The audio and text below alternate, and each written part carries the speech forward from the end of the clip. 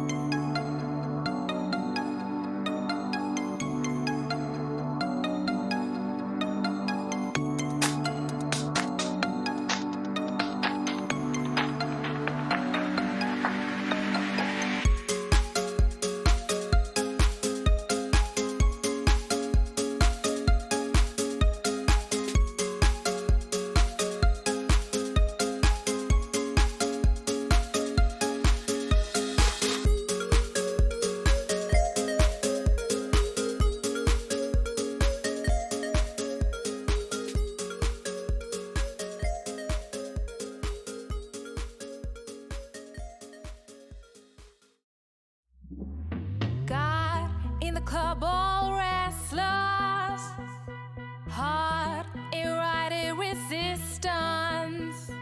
I see you all alone at the distance. What an energy you're throwing me at. All I wanna do is run into you. You're scared, but I know you want me to. All I'm gonna do is rush into you. You know that I'm chasing. All I wanna do is run into you. You're scared, but I know you want me to. All I'm gonna do is come look for you. 'Cause I got no patience.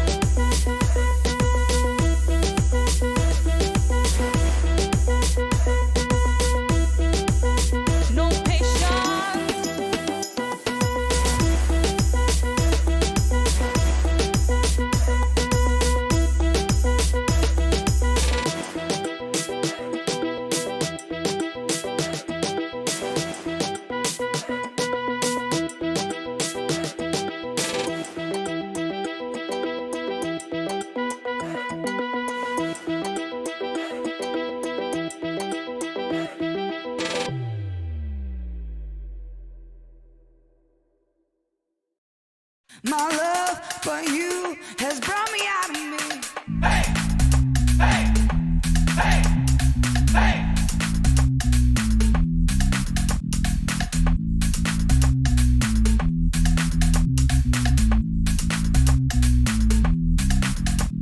Let's go.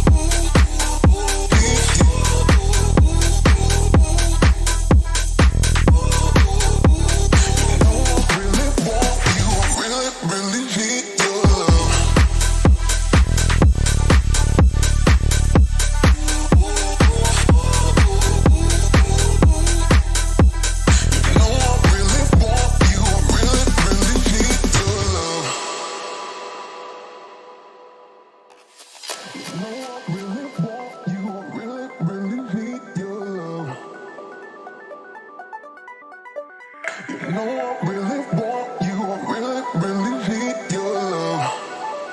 You know I really want you. I really, really need your love. You know I really want you. I really, really need your love. You know.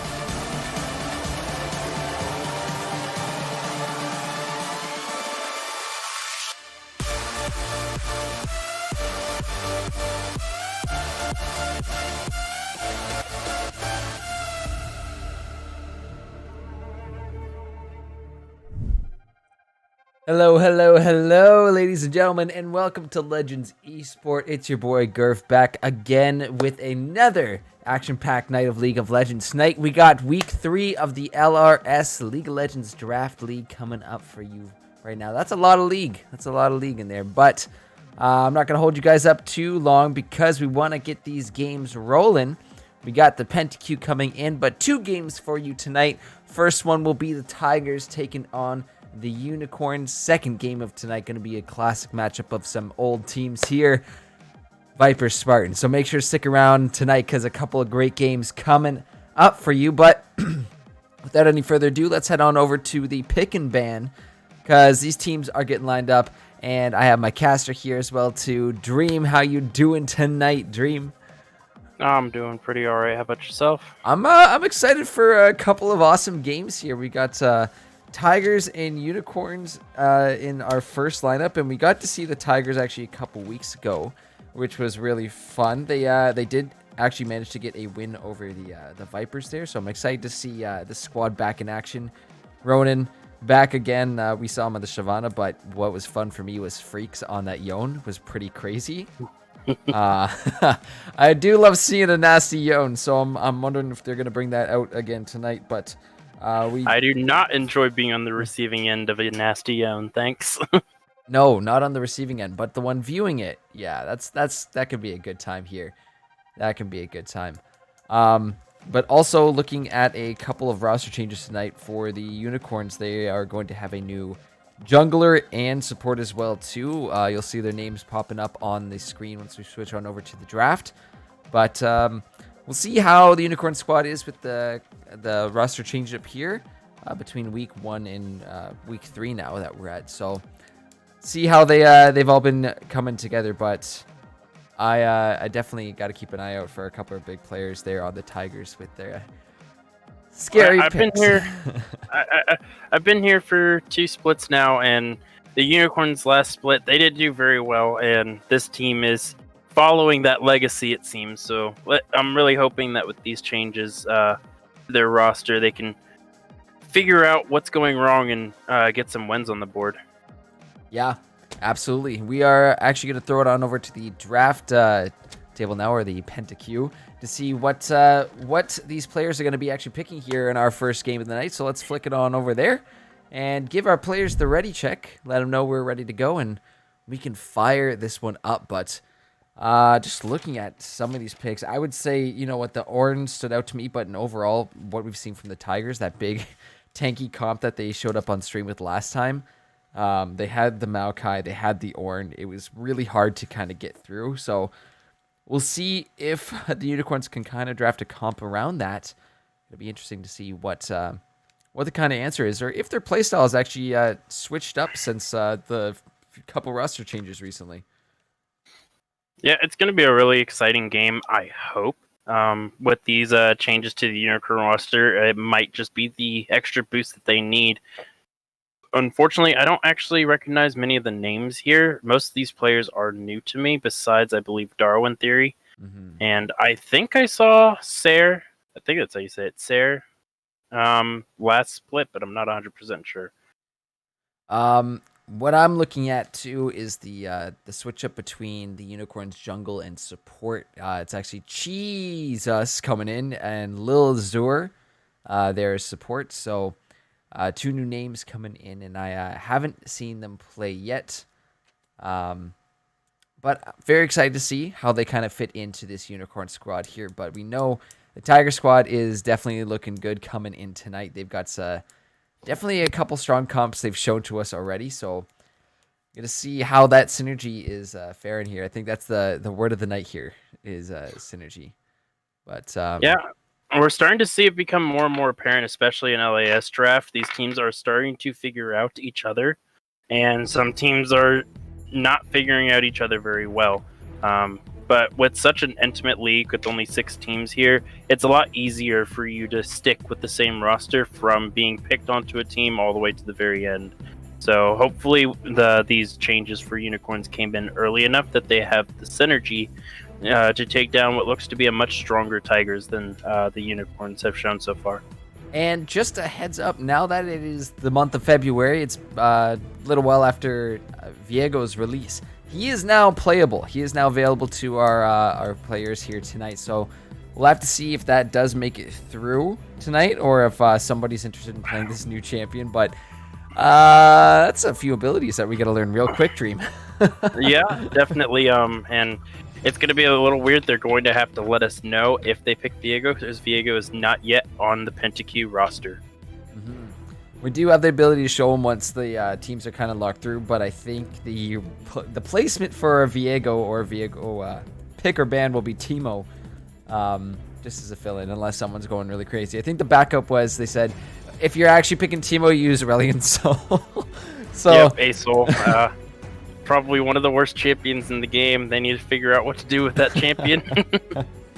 But a couple of really good champions actually getting banned out here. We see the Samira Camille from the side of the Tigers, the Misfortune Kane from the Unicorns. All relatively strong champions, especially that Samira. So some nice bans coming out, but I'm curious if that Yone is going to make it through once more, or if the Tigers are even planning on playing Yone. Maybe they just wanted to bust it up for week 1 to just put on a show for us, and that was it. But I mean, Yone isn't exactly a great blind pick. There are quite a few champions in the game that do hard counter him, as we saw the Annie a few weeks back. Malzahar is pretty good into him as well, so I don't think they'll just straight up blind him, which is why they might be comfortable just letting him through the first phase of bans here. And surprisingly, the Yumi is taken off the board, but I think that might be smart. You know, Hecarim is still available to both teams at this point. He's been a really strong jungler, especially in the LRS League, so I think one of these teams might be looking to scoop him up, but we'll have to see what happens here. Tigers for the first pick of the night. I'm not playing this game. Why'd they ban Karthus? I don't know. Maybe there's a Karthus one trick on the Tigers too as well. Maybe they got someone over there who's just a pocket pick Karthus. But that timer's ticking down. Tigers are gonna have to lock in their first pick very shortly, as it will be the Lulu that comes through as their first. Don't know what that's gonna get paired up with, or if it's something crazy like the Lulu top, but we'll have to see as we go on. But has been showing some prominence in the higher echelons of play, especially pro play. We've seen the Lulu top and mid lane and LCK, and we also saw it in NA in the C9 versus C9 versus 100 Thieves semifinals this past weekend. So could go anywhere. Well, I mean, Unicorns are looking to go somewhere, because they just picked up 2 highly mobile, highly dangerous champions, the Kaisa and the Pantheon. Don't know if that's actually going to be a Pantheon support yet. Still potential flex options for that champion, but if they were to pair up that Kai'Sa with the Pantheon, that's some really, really scary potential early laning phase for the Tigers to go up into.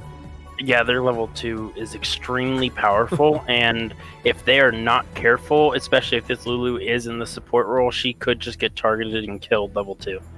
Yeah, but you could also just squirrel the Pantheon, which I mean would be another option here, but that is still a lot of damage to come out before you really can react to it. However, Jhin is the next to come. I like Jhin as a champion. He's very strong, but when you see a Pantheon up, when you know someone that has a point and click, I don't know if that's really the smartest of choices here, knowing that kind of CC is a possibility in the bot lane. No, I actually would have much preferred to see something like a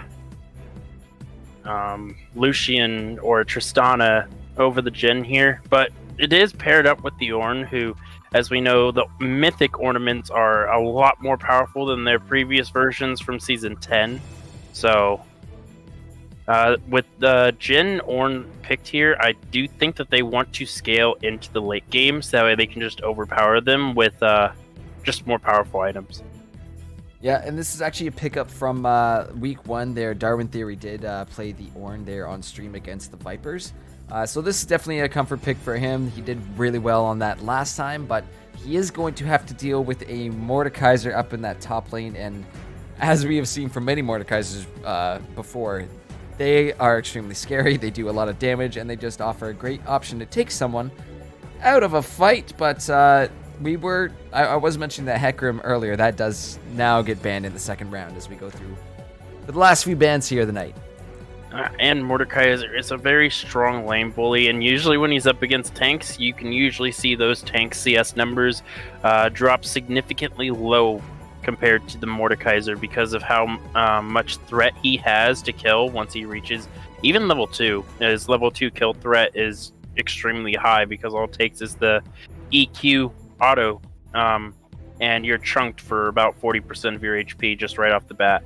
I like this. This is that ban, so clearly focusing attacks and down. They don't quite see a mid lane pick or a solid mid lane pick yet, so they are going to start attacking that mid lane before the game even starts. Echo is also next to go from the Unicorns, but one final ban here, and I'm curious what it's actually going to be. Will it be another mid laner or something else here? Yeah, I find the Zed ban very interesting. Usually you don't really see a Zed picked up in competitive play, mainly because he doesn't really fit the niches that are required for competitive play. He usually is a very heavy solo queue champion. So I do find it very interesting. Maybe their mid laner is a one-trick Zed player. But other than that, I don't really see merit in banning the Zed here, especially when you have an Ornn.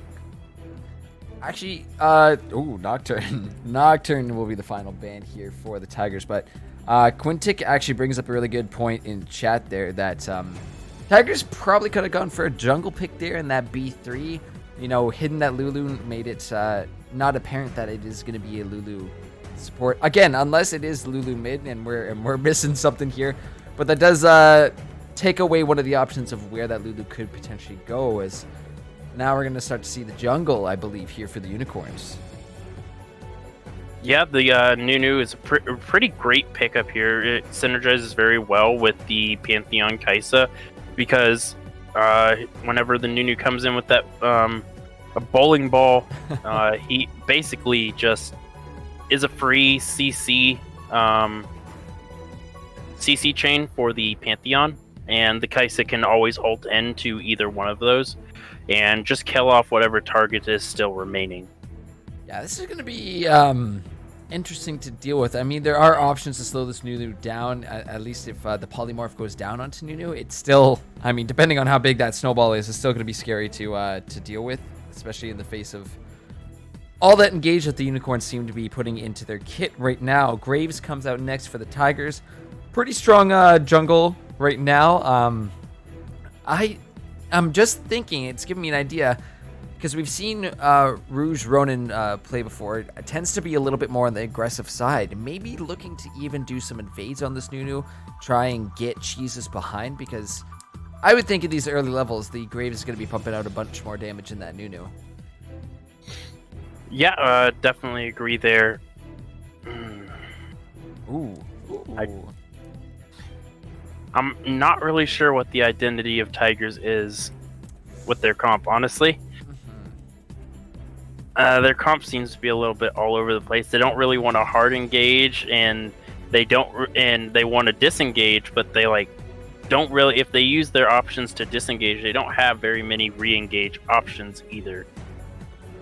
Yeah, this is. I mean, don't get me wrong. There's lots of good champions there, but in terms of getting some good synergies like we see on the Unicorns there, setting up those Pantheon engages with the Nunu snowballs, right? You got some good reach and engage from the Kaisa and the Seraphine as well too. So there's lots of stuff that pairs up with each other, and you look at Tigers, which seems to be pretty strong, but I'm not too sure how they're gonna bring this this comp together. Yeah, they have a bunch of individual champions that are strong, but they're desynergized from each other. They're kind of all over the place with what their champions are meant to do. I guess they just want to roll over them with overwhelming damage and poke them out with the Zereth from long range, I guess. Low enough so they can't contest objectives. I mean, this is an option too. I mentioned this last week about the Jhin Xerath in the bot lane. Well, they might not be paired together. Still a question mark on that until we see the final lock-ins here. But essentially, you get to play dodgeball with your bot lane once you hit 6. It makes it very, very annoying to actually deal with when you have all that range damage coming out. And on top of that, to pair up any Xerath damage really with the Deadly Flourish from Jhin is a great way to get up some long-range CC down and maybe even set up Ronan for a nice gank in these early levels. Yeah, I can definitely see that coming, but if this Xerath does go mid, really the only two options that this Graves has to gank, he can gank bot lane, no, don't get me wrong, but there's not enough hard CC for the bot lane for Graves to actually get onto this Kaisa Pantheon without them just walking away. That is also true. Really, the only options he has is mid, where the mid has his E stun, which is hard CC, and the W slow. And the Ornn obviously has a lot of CC built into his kit, but ganking a Mordekaiser post 6 is a little unfortunate for the 2v1. Yeah, this is seeming a little difficult of a comp to execute here. I mean, yeah, you do have the tankiness from the Ornn. Yeah, you do have the damage from all these guys. But what are you going to do when a Pantheon jumps on any one of your champions in the early game levels? We know he's a very, very strong champion in these in the early phase of the game. So I just don't see any answers to that. And if this game gets too snowbally, and I mean, that's ironic that there is a new, I guess, you know what? Fine, we'll say pun intended. But I mean, if it gets too out of control here, I don't know how the Tigers are going to claw their way back into this, because it's just this comp for the Unicorns also scales up. The Kaisa and the Mordekaiser are just going to get scarier and scarier as the game goes on. So I'm not sure. I'm not sure what the answers the Tigers are going to have for this one. Yeah, really the only way that Tigers win this is if they absolutely just crush the early game and win this game early. But like I said before, they're playing a mid-game team composition. They don't win any of these lanes early. Seraphine is a massive lane bully. Despite Xerath's range, she matches it. The bot lane is a Kaisa Pantheon against a Jhin Lulu. If you don't have Prio as Kaisa Pantheon, then you're not playing the champions, right?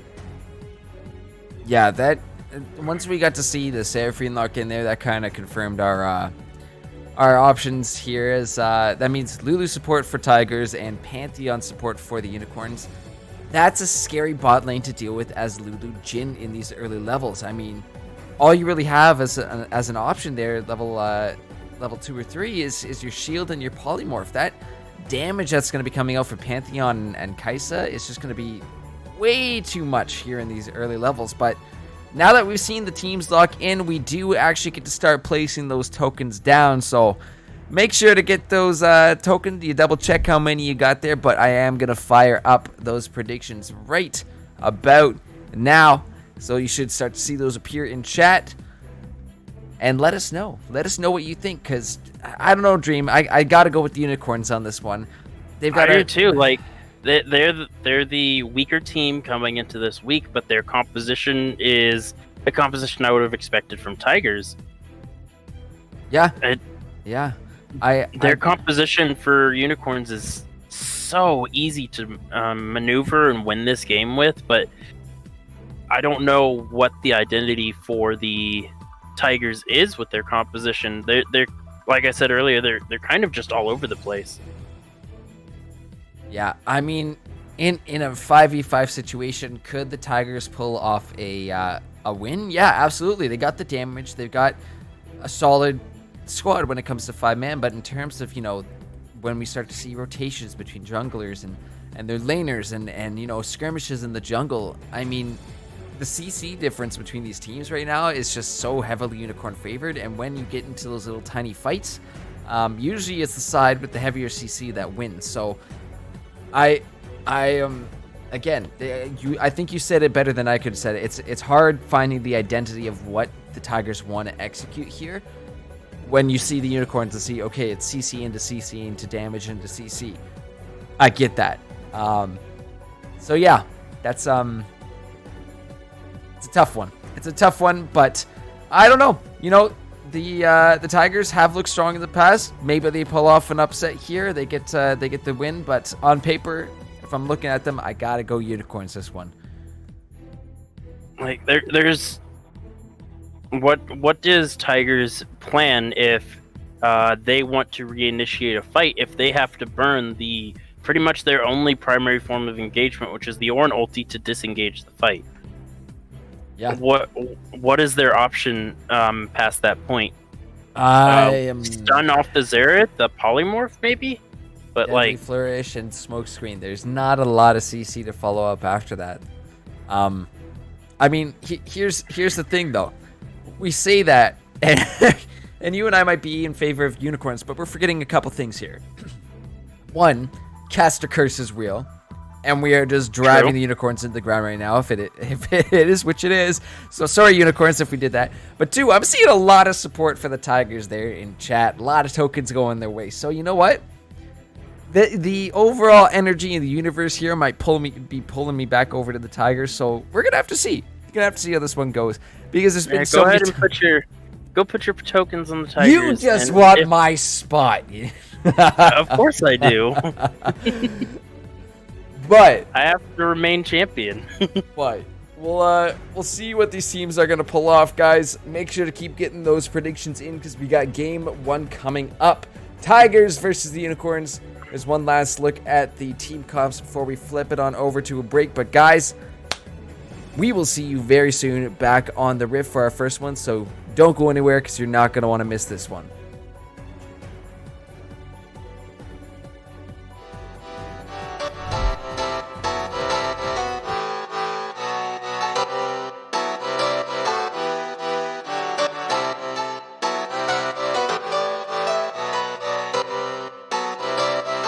I saw you smile from across the bar. Yeah, she was pretty and so close but so far. She flipped her hair and I thought this can't be true. How does a man like me get someone like you? And then she looked at me and I was confused. Everyone here can't be the one that she'll choose. And I looked back and saw the spark in her eyes. This can't be real, my head's telling me lies.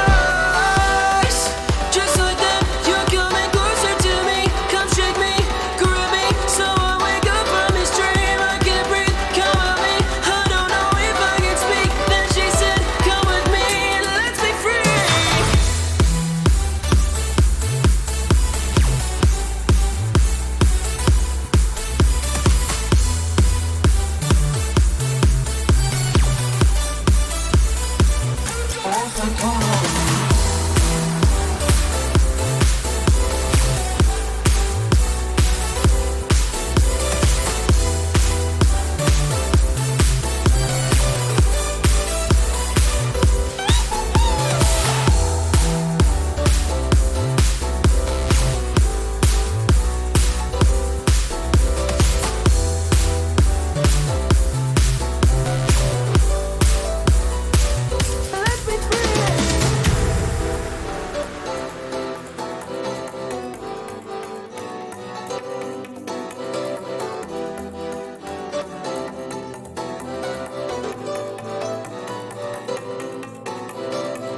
The night is young and I think this could go far. The sky is dark but you're my shooting star. Could see her face reflect upon the moon. It was a pretty summer night in June. And then she looked at me and I was confused. Everyone here can't be the one that she'll choose. And I looked back and saw the spark in her eyes. This can't be real, my head's telling me lies. Just like that, you're coming closer to me. Come shake me, grab me, so I wake up from this dream. I can't breathe, come at me, I don't know if I can speak. Then she said, come with me and let's be free. Hello, ladies and gentlemen. Welcome back to week 3 of the LRS Draft. We got our first game kicking off here, Tigers versus the Unicorns, and very interested to see what is going to happen here, because just chatting about these drafts, chatting about what might happen, and this is definitely not where you want to be. So G is going to have to back on out of there. He sees the entire Unicorn squad, does not want to mess with that this early. Yeah, and a missed opportunity from the Tigers there as well to go ahead and put some deep vision onto the red side jungle on the top side of the map there. The Unicorns assumed that they did, but they did not. So I find that a little interesting. That should have been an immediate reaction to go and ward up the jungle. Look at that. They're roaming as a 4-man squad to go and check. Yeah, this is it's a little spooky of a start to this one, but we do see some early wards coming out, some nice defensive stuff from the side of the Tigers. There was a very deep ward that was placed there bravely by the Pantheon, but I'll have to keep an eye on Lil Azura and GK down there in the bot lane, because that is definitely scary. As already we see some harass coming out from the Xerath in the mid. Immediately responded to by the Xerath.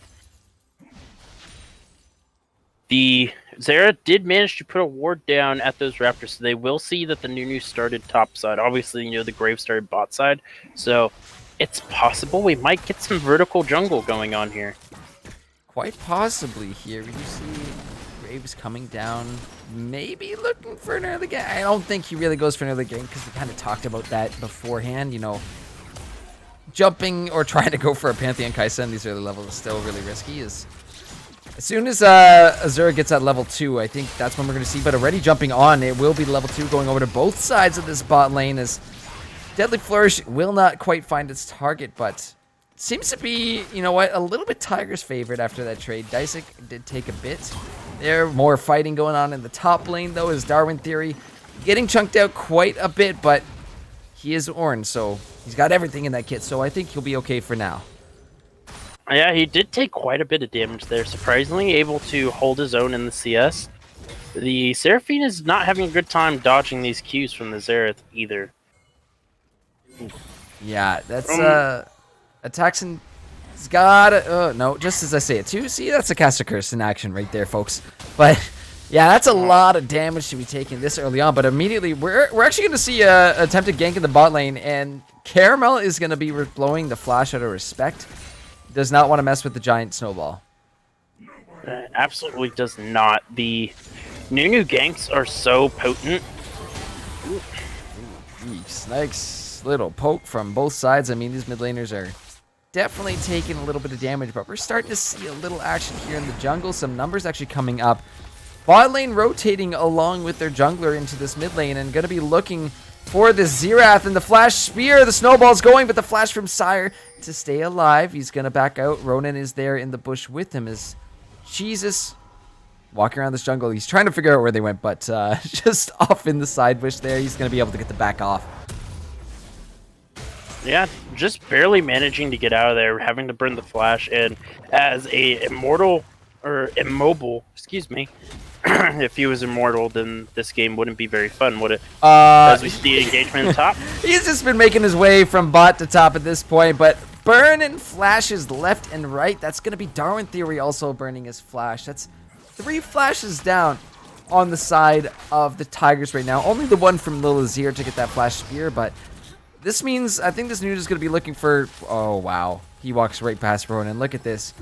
Potentially a little scary for Ronan. Mordekaiser is right here. They'll spot him on the brush, but he's just going to back off. There's nothing he can really do up here right now. Yeah, he doesn't have any support. A little bit dangerous being there, not knowing exactly where the Nunu is. Probably trying to go and steal those Krogs away. But after seeing the Nunu there, you should know that he's there. And if the Nunu wasn't busy clearing those, I think there was a collapse there. Yeah, that would have been pretty bad for Ronan if he was spotted out there. But there's been a couple of close calls, I think, this game so far. And we're just cracking that 5-minute mark. So I'm definitely expecting to see this Nunu back in probably every single lane. Because that's all he did was he went bot to top and blew 3 flashes. So... now that those are down, good opportunities looking here for Tigers. Yeah, and during that time, he still managed to keep up with CS with the Graves as well. Only down about a camp there, maybe a camp and a half. And for having gone to all 3 lanes and burning 3 flasks and still only being down 1 camp is rather impressive. Yeah, we see the rotation from Lil Azur there to help out Jesus on this Infernal. So, Unicorn's going to try and snag this first Dragon of the game and no vision on it from the Tigers. So, should be a freebie for them. But this it's kind of quiet right now. It's kind of that lull right before a storm. Because we know this Nunu's probably going to go for one more clear here and then be looking to make his way into some other lane for a gank. Knowing that these flashes are all down across the board. With Infernal and Cloud, we are going to be getting a Ocean Soul this game. Ooh. Let's see if the charts are correct there. So you can consult the ancient scrolls. But no, it'll be cool to see with all the data that we feed it in this split to see if we can actually get like a working the working table that works like 100% of the time. The only one I'm missing is Infernal Ocean and Ocean Infernal, the 2 opposites. Whichever one comes first actually ends up being different. That's what this is. We're not here to cast. We're here to mine some data here from Riot Games to figure out our own tables here. But I mean, if you said Ocean, right? Yep. I mean, either one of these teams can definitely benefit from Ocean. If that one has it, I mean, you can stay alive for a long time. But Unicorns having an Ocean with Nunu and Mordekaiser means those 2 guys are basically become unkillable if these fights go extended. So, yeah, and especially because the Seraphine is most likely going Moonstaff, where you're already getting a lot of healing out of it. So you combine those 2 together, and along with Ocean Soul, there better be some very early Grievous Wounds out. Otherwise, they are not going to be able to kill anybody. You see Ronan kind of sneaking around in the jungle of Jesus there, but not able to find anything. This Nunu's making some pretty good, I mean, time around the map. I mean, it helps that he has a snowball, but you can see the CS differential between those junglers starting to add up a little bit now, and it's gonna be scary if this Graves does happen to go for those trades with Nunu, but it never seems that anybody is alone in this game so far. Yeah, and you're starting to see that the early pressure... Ooh. Oh, that's going to be the jump onto Rouge Ronan. Seraphine ulti will not be able to catch this. Graves comes very close, but yet another flash is down on the side of the Tigers. So, Unicorns have been doing... Sorry, go ahead. I was actually about to bring up that the early pressure that the Nunu got from burning those 3 early flashes was starting to about run out because the Gen's flash is back up. The Xerath's is now back up, and really the only place that you would have time for is the Ornn, managing to now burn the flash off of the Graves, having to use both his dash and his flash just to survive that encounter, which means that the Rift Shield is picked up pretty much on the spot by the side of Unicorns. Yeah, and I mean, I would have liked to seen, the re-gank attempt in one of those lanes with the flash down from Jesus. It would have been a nice, I mean, even going bottom, that would have been a nice pickup for them, especially with the paired CC from Pantheon. But, I mean, that does give them the option to maybe look for first tower coming up soon. Maybe put it in a lane while they go for the second Drake of the game. There are lots of options that they can utilize that Herald really effectively, but they just got to watch out for where this Graves is. And you can see Tiger's getting a little bit more wards up around this Drake and before it comes up in a minute and a half. Yeah, and you can see that they saw that the Lulu vanished, thought there might be an invade onto the blue buff, and they immediately backed off to go and maybe have to deal with it. Really smart know-how on where to be going when those things are. Pantheon is a little pushed forward by himself, though. Not going to get caught out by the Lulu. I don't think they have the damage to kill him, especially while he has his shield still up. He can probably just shield and flash away to get away from any of that damage. So, yeah, he's pretty safe down there for now. I don't think he'd try and trade into them, but I do think he'd be able to escape from the Lulu Jhin. But this is actually pretty crazy to me because now we've cracked 10 minutes and there hasn't even been first blood yet. It has just been a bunch of flashes, a bunch of summoners blown. You know, we've seen a couple ganks, but no kills yet. So this is both teams really playing it safe so far in terms of what we see here. Is do I curse it? No, we do see a little bit of slow there on Sire as Taxon taking some poke back. And just as I mentioned, it seems all these lanes are duking it out. Darwin Theory taking the worst end of that trade. And now with the Dragon up in 10 seconds, I think we might start to see some action around the bot side. yeah, with the Dragon spawning and the Xerath now looks like he's getting collapsed on by 3 people. Oh boy, in people, goes actually. the Kaisa, in goes the Pantheon, and finally we get ourselves a first blood there. Lil Azur picks that up, and nice little rotation there from the Unicorns. They pop the Herald to look to get at least a couple plates there from that mid tower, but the main focus here is that Dragon. They are going to find a couple members of the Tigers out. Seraphine ulti does go a little wide, able to find Karma with the root, but just going to be able to bring that Jhin down low. Only 1 kill this game, so very, very low in terms of what we are used to. But this Cloud Drake is going to get started up now. A couple members of Tigers around on the backside, but it doesn't look like they're going to be able to do anything as the second Drake is picked up there for the Unicorns. Yeah, and with that, the Ocean Soul comes onto the map, and on the side of Tigers, you got to start thinking, do we really want these them to keep stacking dragons like this? We can't get chunked like that so easily. And oh no, that's going to be Ronan actually taken to the Shadow Realm. He was caught out there on a control ward.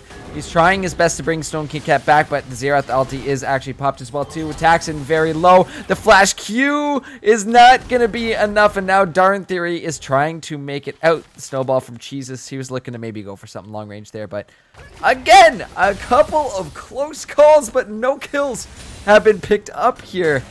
We're still just sitting on the 1 from Lil Azur. yeah, this is not how I expected this game to go, as we see another engagement. Uh-oh, I think Sayer is going to get picked up there. The TPs come through, the CC is dropped down, and Jesus is there to make sure he has no escape route. Another kill on over to the Unicorns. Yeah, and this one goes on to the Seraphine as well, which where the Pantheon is a very strong damage dealer and does a lot of damage, is perfectly fine with these kills. Having the Seraphine get to the Moonstaff combo faster is really good for a composition like this. Ronan kind of making his way in there in the top lane to pick up that farm, but I'm just watching Lil Azur right now because they're kind of rotating all over the map right now, looking for picks, trying to help their team out, but also getting some nice deep vision on this top side of the map we see around the blue buff. So this has been really well. A Stone Kit Kat actually taking quite a bit of damage here from this Graves. He just flashed. That's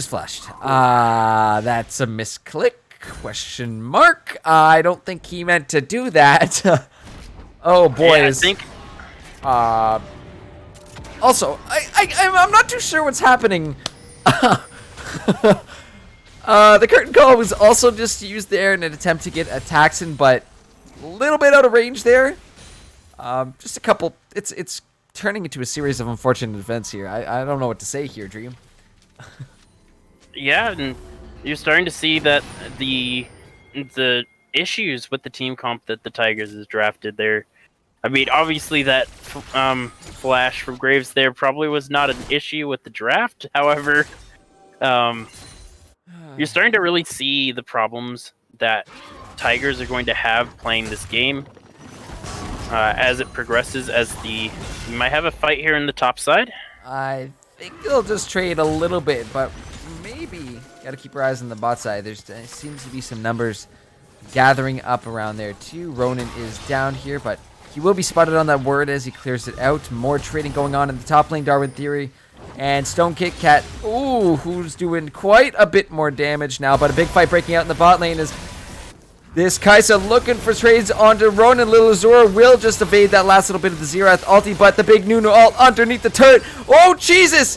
Does take the last bit of that turret shot and the Jin damage, but look at the turn around. Lil Azura is there with the die, but oh, wait a minute. Too many turret shots and too much damage as Sire will pick up another. That was a bit messy from the Unicorns there.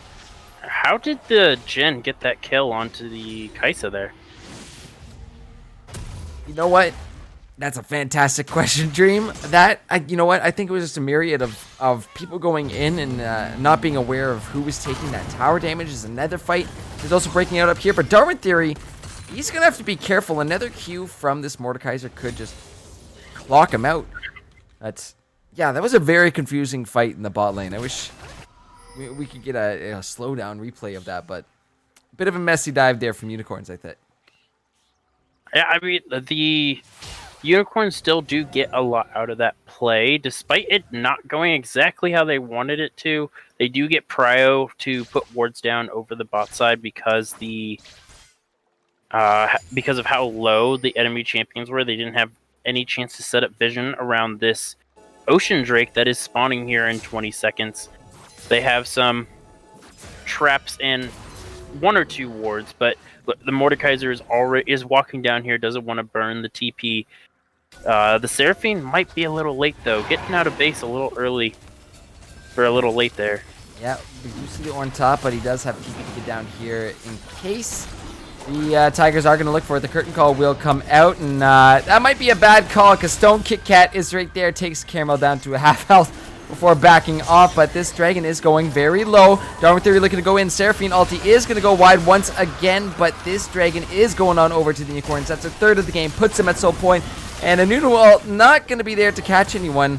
Xerath is using his as well too. Let's see if somebody can be found. Nobody will be found, but Unicorns are at soul point now. Kills 3 to 4, and the gold tied up right on the tee. No towers yet. This game is pretty close with the exception of dragons here. Yeah, and if the side of Unicorns manage to get this dragon, you're going to start to see that this deadlock tie between the two teams start to shift in one direction because it's so early in the game. Nobody's really thinking about building grievous wounds yet. So with the Ocean Soul and the Moon and the Step Flowing Water nearly completed for the Seraphine, who is 3-0 now, by the way, has 3 of the 4 kills for the Unicorns.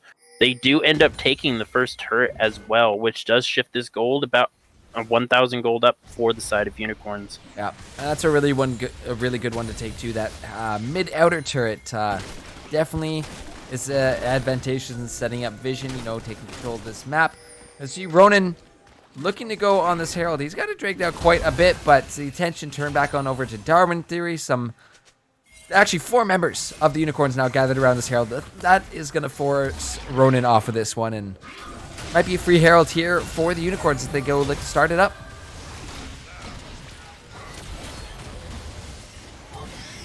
It's going to be actually really hard for the side of... Oh, that's actually going to be Lil Zero going on. Ronan is going to be ulted up by the Lulu, but taken out by Tax in this 4th of the game. The Overhorn comes through, only gets a few members on the back there, but these members, Tigers, are all kind of bunched up. They do take Caramel too. The Shadow Realm, he's getting quite low, and he might just get taken out. The kill just given over in time to GKP as he comes out of the Shadow Realm, and Tigers win yet another fight here. As I think you're right, the comps are starting to show here, Dream. Yeah, and you see now that they've won the fight, they've gotten right back onto this Rift Herald right before it's about to despawn as well. They're going to go ahead and grab this up, and it looks like they're going to grab the mid inner turret as well. Yeah, this is kind of all coming together for the Unicorns very well right now. I mean, they played the entire early game safe. They took the dragons, but they didn't really overgreed for anything. So now we're starting to see that they have some power. They've got some items. They've definitely stepped up in what looks like a lot more confidence going to this mid game. So I'll be happy to see them kind of flexing a little bit of the damage that they have now started to accumulate. Yeah, and look at the build from the Ornn here, specifically the boots. Tell me, do you get plated steel caps when you're against a Mordekaiser, Nunu, and Seraphine? I would not get the plated steel caps, but the curtain call is actually coming down on New Stone Kit Kat. There are 3 members down here, but I don't know if they can take this. Oh, wait, maybe they can. That's a lot of damage coming down onto Stone Kit Kat, and Caramel is the one that picks up that win there, an extra 300 gold into his pocket. Yeah, Mordekaiser just kind of... He sees he has plenty of wards down there to see them coming, but just didn't respect the damage and kind of just gets caught there and gets killed. I mean, he doesn't really have any beefy items yet. He's only got his Rift Maker and his boots at this point, so isn't going to be taking up as much damage as he maybe thought he would. But that means bottom tower there picked up by the Tigers. They're going to put a little bit more gold into their pockets, and the gold difference only 1,000 in favor of the Unicorns at this point. Yeah, 1,000 gold is not that much because once these Ornn items start coming in, ooh. Uh-oh. Nunu has found this Graves on the bot side. Little Azure going over the wall as well, too. That will be the Nunu ult popped. Ronin is going to be just exploded there by Jesus. And with the Nunu oh ult. no, the Lulu is... Don't know what Jade Dysik is doing there, but that's not the place you want to be when all those numbers of the Unicorns are in that jungle. Lulu gets picked off, too. That's just soul, by the way. It's 20 seconds before the dragon spawns. Graves is going to be coming a little bit earlier. They're dropping the Rift Herald mid as well, which is, there's no inner turret, so they're going to have to either kill that before it reaches the inhibitor tower or let it crash into it, which means there's just free prio over this Ocean Soul here for the side of Unicorns. Yeah, this is just cool, calm, and collected play here from the Unicorns. They're really coming through, and they've been slowly biding their time, but it's all built up to this, which is the soul that is on the map, which is currently being taken. This is going to give them such a big advantage now. I think we start to see a lot more turrets going down in the next, I would say, 5 to 10 minutes. This is starting to get a little scary for the Tigers. Even though the gold doesn't really reflect it too heavily right now, having the soul is not the place you want to be on the receiving end of. Yeah, and on the other side, the Ornn does manage to get the outer turret. He's getting the inner turret a little low, but look at that. He's getting collapsed on. Yeah, the Shadow Realm pop. Darwin Theory has been taken there, but the Ornn Horn is being used as well, too. Not going to be able to quite land that. The Nunu is on this fight as well as Darwin Theory is locked down, but here comes the rest of the Tigers. They're looking to fight as Darwin Theory is actually going to get ulted up by G Dysik. Nunu Snowball coming through once more. Darwin's going to block it up, uses W to stay out of that, but this Lulu's getting low. The fight is still going on, but it's not done yet. Student Kit Kat is picked off here. The Zeroth ulti there, followed up with a Deadly Flourish and the Curtain Call. My God, Tigers are turning this around on the Unicorn's head, and they find themselves a 2-for-0. Yeah, I mean, they didn't have the Pantheon or the Seraphine there. It was a 3v5, and they're just going to go for Baron here. Nunu is still alive. He has the stronger smite here, despite the fact being a level down. He has the max level chomp and the smite. This could be his chance. There is a TP coming in from the Seraphine. Yep, here comes the Taxon. A big Seraphine all goes down, but in goes Darwin Theory to try and stop this one. And Caramel now on a rampage, able to take down Lil Azure. That Pantheon getting surprisingly more squishy as the game goes on. Very strong early game, but does tend to fall off. And we see how fast he's picked up there. But at least the Baron was stopped there by the Unicorns. Yeah, and they did also trade a kill onto that Ornn there, who's still not a high enough level to start upgrading these Ornn items. And until he, the side of Tigers, they have a gold lead, but they're facing a very, very large deficit, especially in the mid lane. There is almost a 1,500 gold lead between the mid laners now. There is a massive lead between the 80 carry and support, or 80 carries rather, with 6 and 2 Jhin having about a 900 gold lead there. So that's where this gold lead is evened out here. It's why it's still dead even 25 minutes in. Yeah. But you know, we got a very low kill kind of game here. So this is I don't know if it's anywhere near being done, but Unicorns are taking their time with this. They're being very patient. They're not rushing anything, and they're just waiting for the Tigers to kind of step out of places. You know what? I think they're just gonna go for Baron here.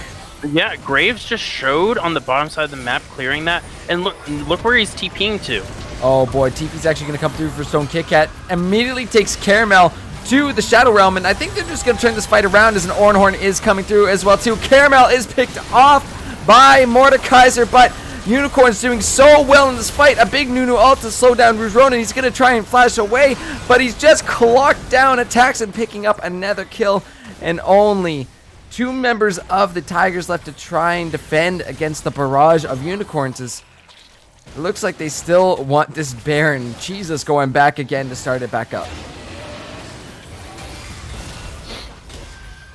Yeah, and with the Graves and Ornn and Jhin dead, the chances of actually stealing this is really low. The Xerath does not have his ultimate, so this should just be a free Baron. And with the Elder Dragon spawning here in 2 minutes, that's still going to be during the time period that they have Baron. It's going to be a tough mountain to climb for the side of Tigers here, and we said it at the beginning of the game, it's already going to be tough for them with the comp they drafted, but this game is very, very hard for them to actually regain control of because of how the goal doesn't reflect how far behind they are. They probably don't feel, they don't look far behind, but they probably feel far behind.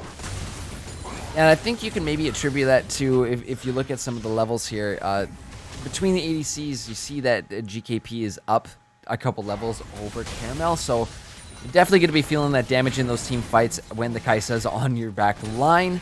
But also that Pantheon, you know, helping out make these picks and really initiating these fights for Unicorns. That's definitely played a big part of this game, but you know, you never know. We saw the Tigers winning a couple of these skirmishes here, so it's not over, but we'll have to see how the Unicorns are going to play this. Polymorph comes down. The Root is actually down. We do hear their curtain call somewhere as we are going to see it come through.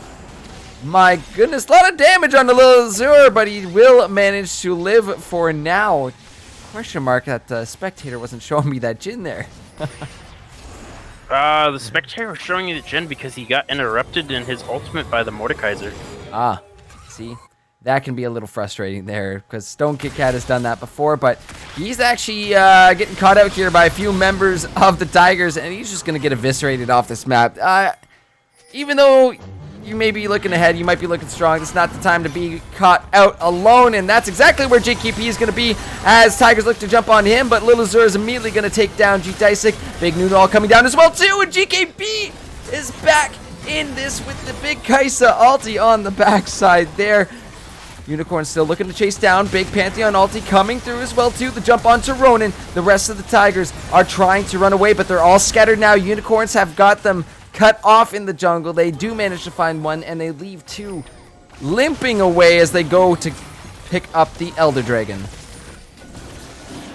Yeah, and it's 2v4 on the map. The Mordekaiser will respawn before the dragon is taken, so all 5 of them now have this Elder buff here.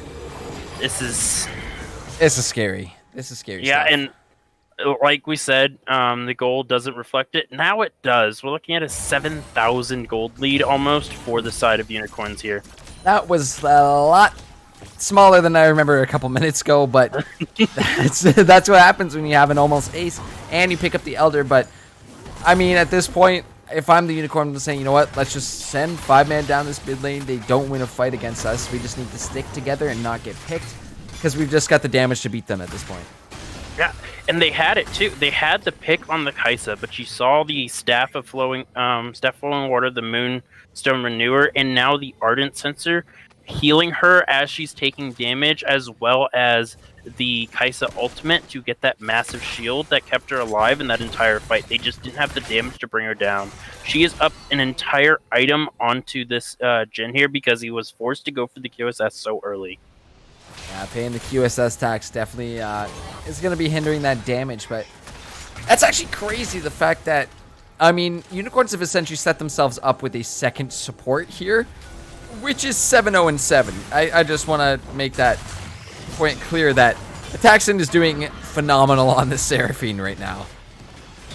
Yeah, and on the same coin, despite the fact that the Jhin was 6-2 at one point, the Kaisa is so much more strong. I thought there was another team fight going on. I thought we was real close there, but it looks like there might be one soon, as Unicorn's currently knocking on the base of the Tigers, and this is generally when we see those big ending fights here. Only about 35 more seconds left on this Elder 2, so they're going to need to pull the trigger soon if they want to make use of this Elder buff, but Tigers are playing it safe underneath their towers right now. Oh, yeah, and they don't have the Baron anymore, so it's a little bit harder.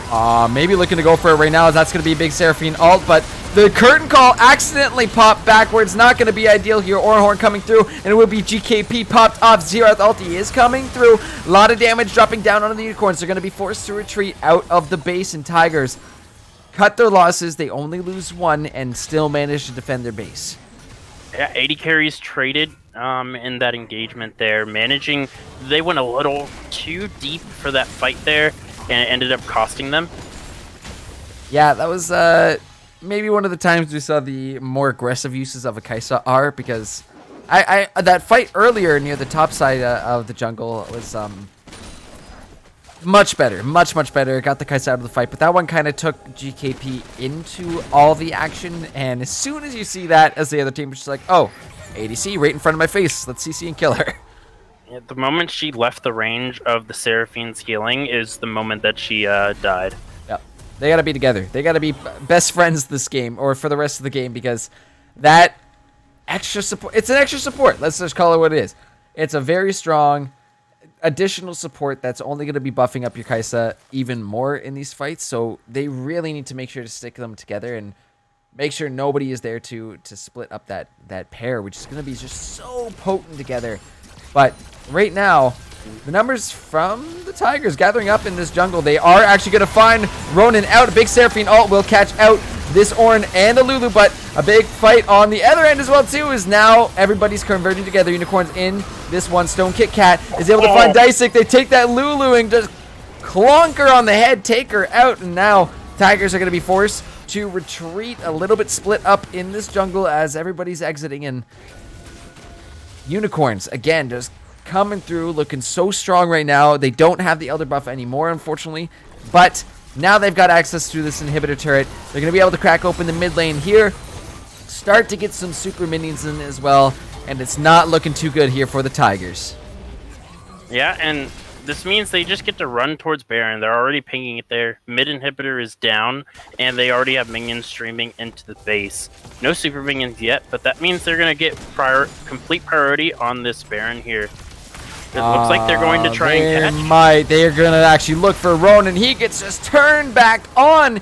Lil Azur there with the pickup on that, but that was the bait to the Baron, and they do manage to find one on the side. So now for sure, without the enemy jungler on the map, this is going to be a Baron here for the Unicorns.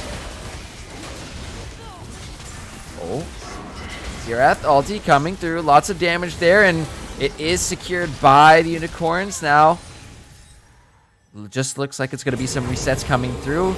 Set them up with their final buys, their final healing. And this just might be the last stampede here from the Unicorns down the mid lane. Yeah, and look where they're running. The Elder Drake is spawning here in 40 seconds. They're running straight down there. The side of Tigers, they seem kind of lost on what they need to do to try and get back into this game because there really isn't much. They don't have enough healing cut. The Jin actually decided to go for Lord Dominic's Regards instead of Last Whisper. So the amount of cut that he has is non-existent against... Oh no, Caramel almost caught out. He's forced to use his Gale Force to get out, but look who's on the backside. Stone Kit Kat is there, and Lulu immediately hitting this Jin up with the ult. Gets him nice and big, but a lot of damage coming through onto GKP. However, it's Ronin that is caught out. The curtain call popped by the Jin as well. Gonna be tanked up here by Stone Kit Kat, and 4 members of this Unicorns squad is now over the wall onto this Elder, and that's just gonna be melting away here. Yeah, with the jungler dead, they have 0 chance of stealing this away. It is a free Elder for the side, second one of the game, and they're probably just going to walk this down either bot or mid and just end the game. Yeah, I mean, this was kind of an interesting game to watch because it was very tame up until, even at the 10-minute mark. We didn't get a first blood until like 10, 11 minutes into this game, but that's where I'm really, really liking the patience of the Unicorns right now. They took their time in here, and now we see they have it's all coming together here, Dream. Their whole plan has worked, and now they're the ones in the driver's seat. 12k gold lead up, Baron buff and Elder buff under their belts, and this just looks to be the final push into the base here. I need to be a little bit careful here. The poke from Xerath is rather strong. Probably just going to go ahead and cross their T's, dot their I's, and just make sure that these minions are just all shoving in together. The Seraphine's healing is ridiculous. They don't have enough healing cut. Look at that Just shield. Oh my goodness. Yeah, that healing is actually ridiculous. Pair that with the Notion Drake as well, too. It's the it's Moonstone has healed almost 10,000 damage since she bought it. Oh, is that it? Is that it? Only 10? That's incredible. That's actually incredible. But Baron buff still on for at least another 30 seconds. The push in by some of these minions here as GKP is actually in the back line here, looking to start things off as the ADC. Ronin just shoved into the wall. He's taken out. The Elder buff is proc, but look at Xerath. Lots of damage coming through with the Ornhorn paired, and that will be another member of Unicorns dropping. A third as well, too. Little Azure is going to be next to go, and it's just a Taxon left with 3 members. No, 2 left. And oh my god, wait a minute. Tigers save the Nexus with only, oh my goodness, it's 650 health left on the thing. Oh man. I thought that was the end of the game there. And then they decided to try and teamfight instead of just hitting the Nexus.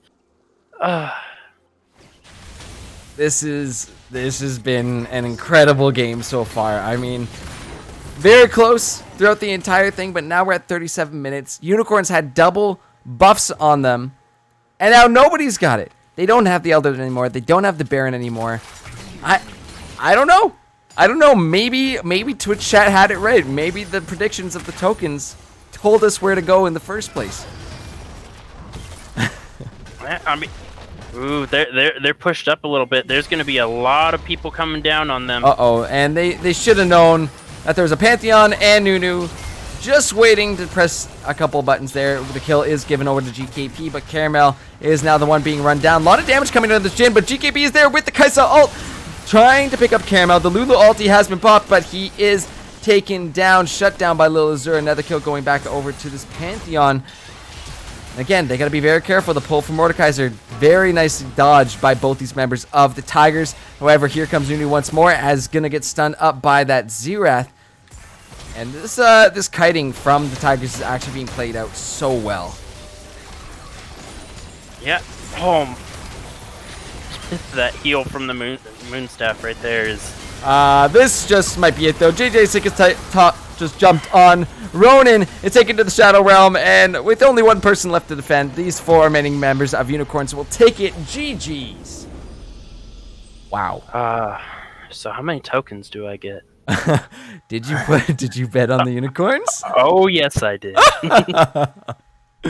Probably a good chunk there, because it was quite a significant support for the Tigers there, but unfortunately they are not able to clutch it.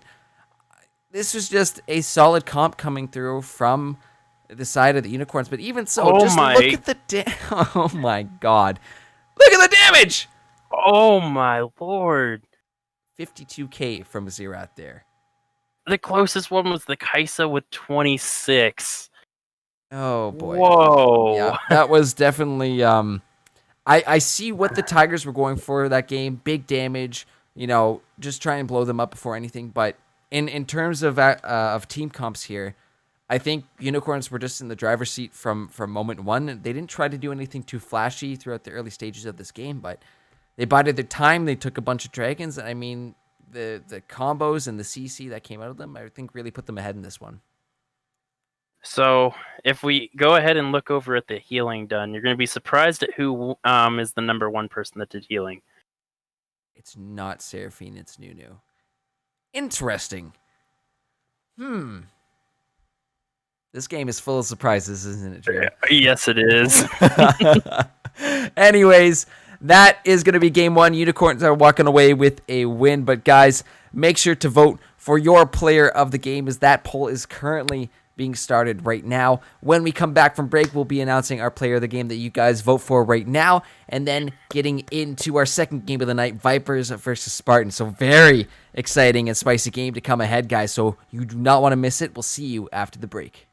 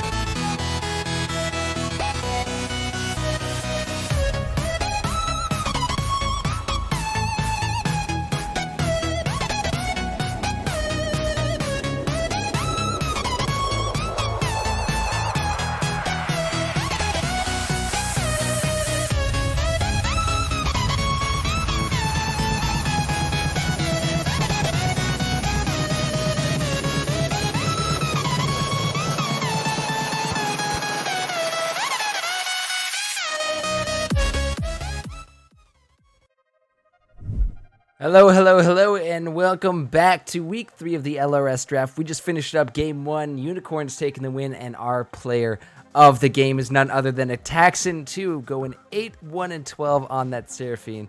Really great stuff, and just shows you the power of that Moonstone right now. Just scary stuff there. Yeah, definitely. And because that little transaction, I now lead the tokens again. You don't. Seriously? I do. Oh, of course he does. Of course he does! Oh, you guys just gave him your points away there. Whoever had stalking unicorns. Dream liked the stalking unicorns. That's what it was. That's all it was, right? Yep. I'm pretty sure I was the only one that voted for him. It was. So I believe it was a 6-1, 7-1 in the tables, in the standings there. So, yeah, that was good payoff. Damn it! Well, we'll have to see how this token game goes. I have to get back at Dream here. But we have a very exciting game, guys. Oh, my God. We have the clash of two classic teams from... it's kind of funny saying this, but I want to say the original 6 here for us. It's our teams from like back in the winter. This is Vipers and Spartans about to face off here. Two big names, lots of players that we are familiar with. We got Ravensman, we got Canatin, we've got Rover Eye, Pratoga, Juanito Soul, Awesome Sheep here. So my God, we are set up for one kick-ass game coming our way, and these two teams have so much to prove right now. I believe it was, correct me if I'm wrong, Vipers 2-2 right now, Spartans 3-1. That is correct. So this is going to be interesting to see where these teams end out after tonight. I don't know what their current records are after their first game tonight. What are your records? Question mark. Let's see if this is, if they are, because if they were tied up right now, that'd be. So Viper, okay. We're getting some super serious answers. I don't know what I expected. So, okay, so Spartans lost tonight. So Spartans are at 3-2, and Vipers won tonight, which puts them at 3-2. We got a tiebreaker on our hands, boys. Oh boy, tiebreaker match.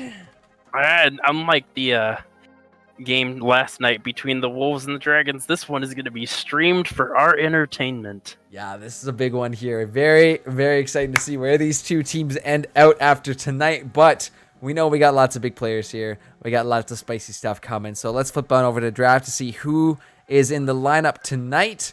But we got some names here. So on the Viper side, Rover Eye in the top lane, Asobi Spirit jungle, Pursuit of Death jungle, and Juanito Soul and Awesome Sheep down in the bot lane.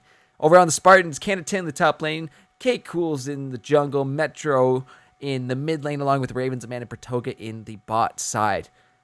Also want to bring to your attention, Dream, that's something else that's really spicy. Awesome Sheep was on the Spartans. He was traded on over to the Vipers as well, so he gets to finally go up against his original team here. Maybe look for a little bit of revenge here. We're got to see where that goes, but all in all, very great game coming up here. And we're just getting our players lined up here in client before we start the pick and ban. So, gonna be a spicy one. What do we expect to see here, though, from these teams, Dream? I'm actually trying to figure out who B and G is. That is a great question. Let me ask him, who is BNG, because we seem to have somebody who's in there not on the stream. Oh, it might be Pursuit of Death.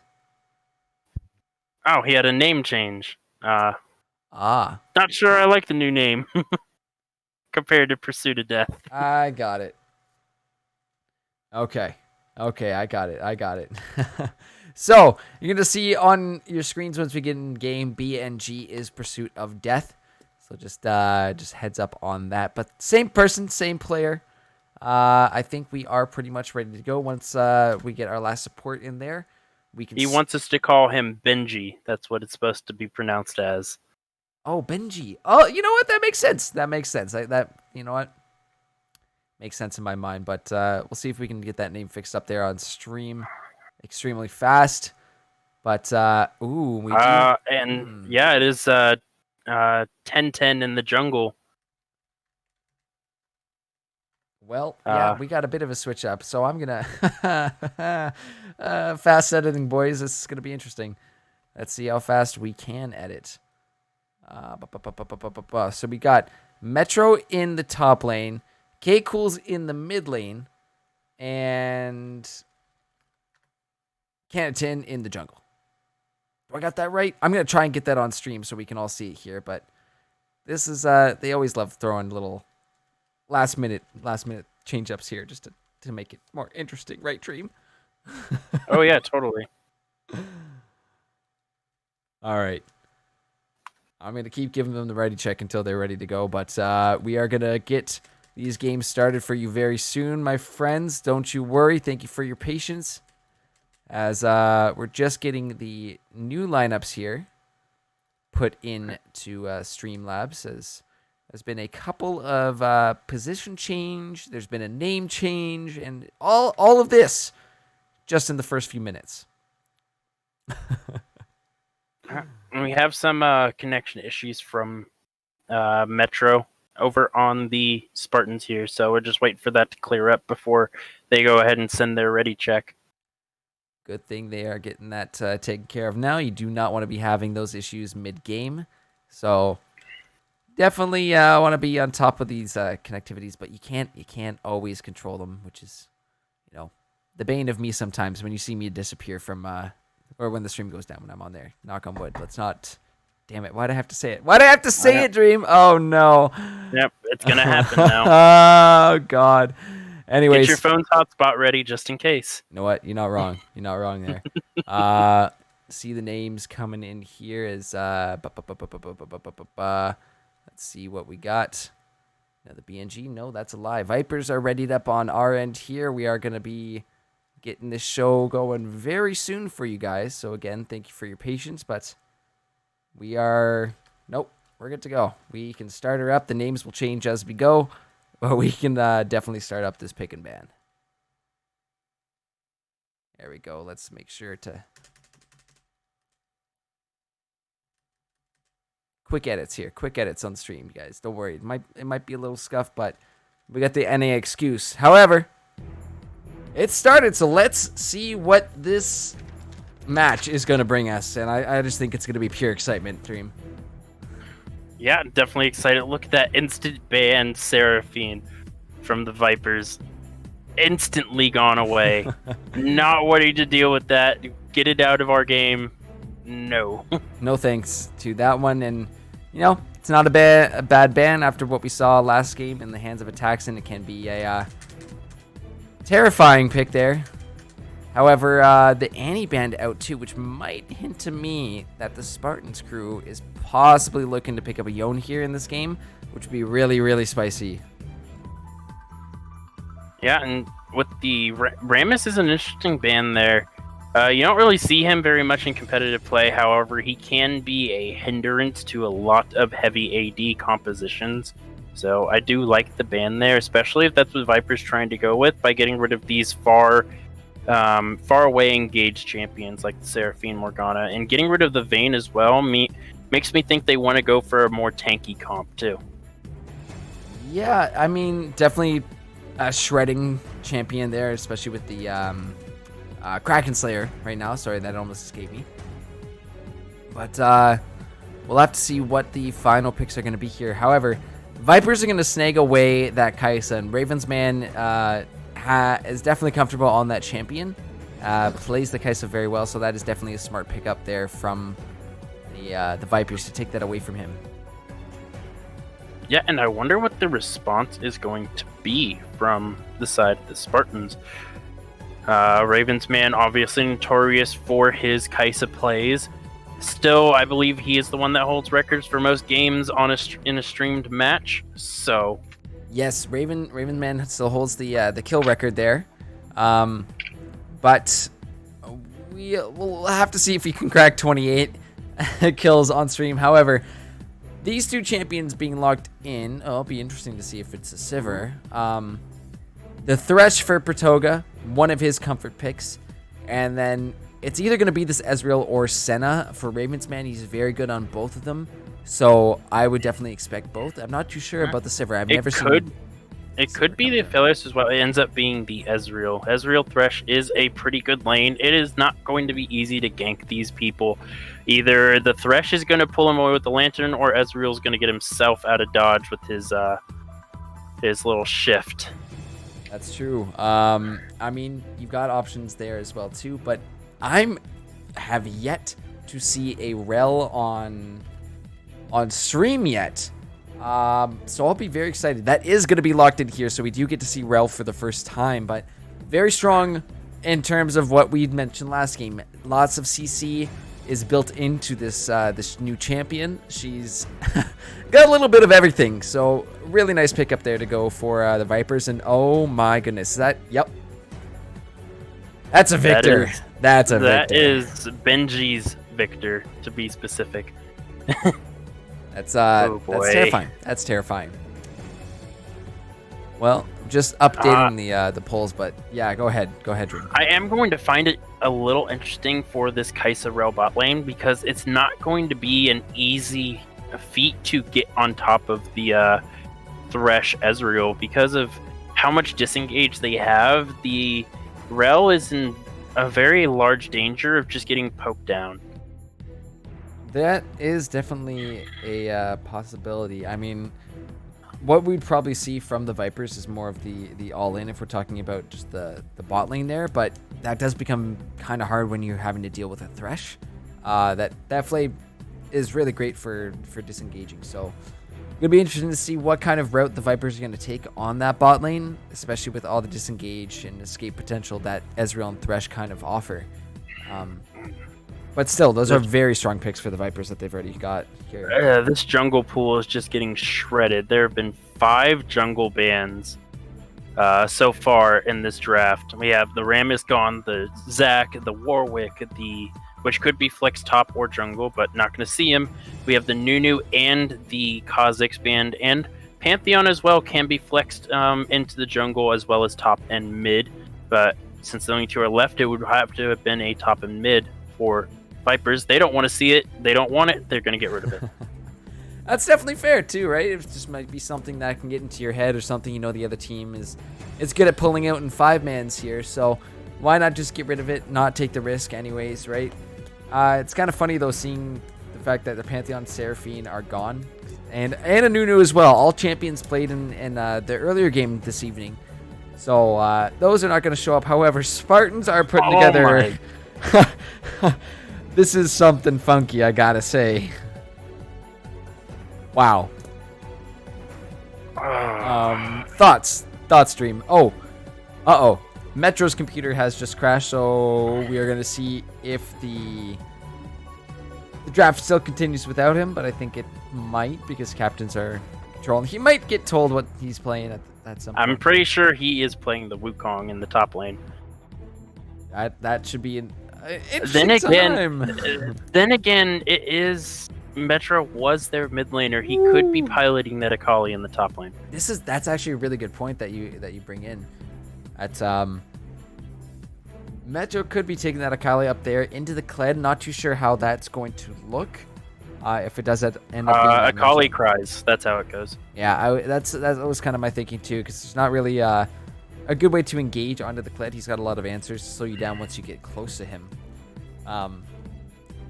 So we'll see where they end up putting that Akali. Could still be flexed top and mid, depending, where they end up sending the Wukong as well too. But I'm thinking there's going to be the jungler coming through as the last pick here on the Spartans. This is a really good. This is a combo that not many people have thought of from the side of Vipers here. They have the Rel going in, the Jarvan going in, and then the Victor able to just put his cage of I hate my life on top of all of that, and nobody's able to run away anymore. Yeah. That's a lot of bursty AoE that the Vipers have collected together, and a lot of good lockdown potential there as well. But if you look at the Spartans, there's a lot of answers to all of that lockdown with the Thresh, with the Ezreal. The Kali herself is slippery as hell to catch. And then you have Wukong and Kindred, which also kind of follow the same principles. The Lamb's Respite from Kindred 2 is going to be really, really nasty to deal with. I mean, it depends on the timing of when these ults are used, of course. But I think there are a lot of good options here and answers, I guess, from the side of Spartans to deal with the Vipers in this one. Yeah, I definitely agree. And with their whole hard wombo combo that the Vipers have built, the fight could be extended to such an extent because of the Kindred ultimate that it makes it really hard for the side of Vipers to actually pull off their composition.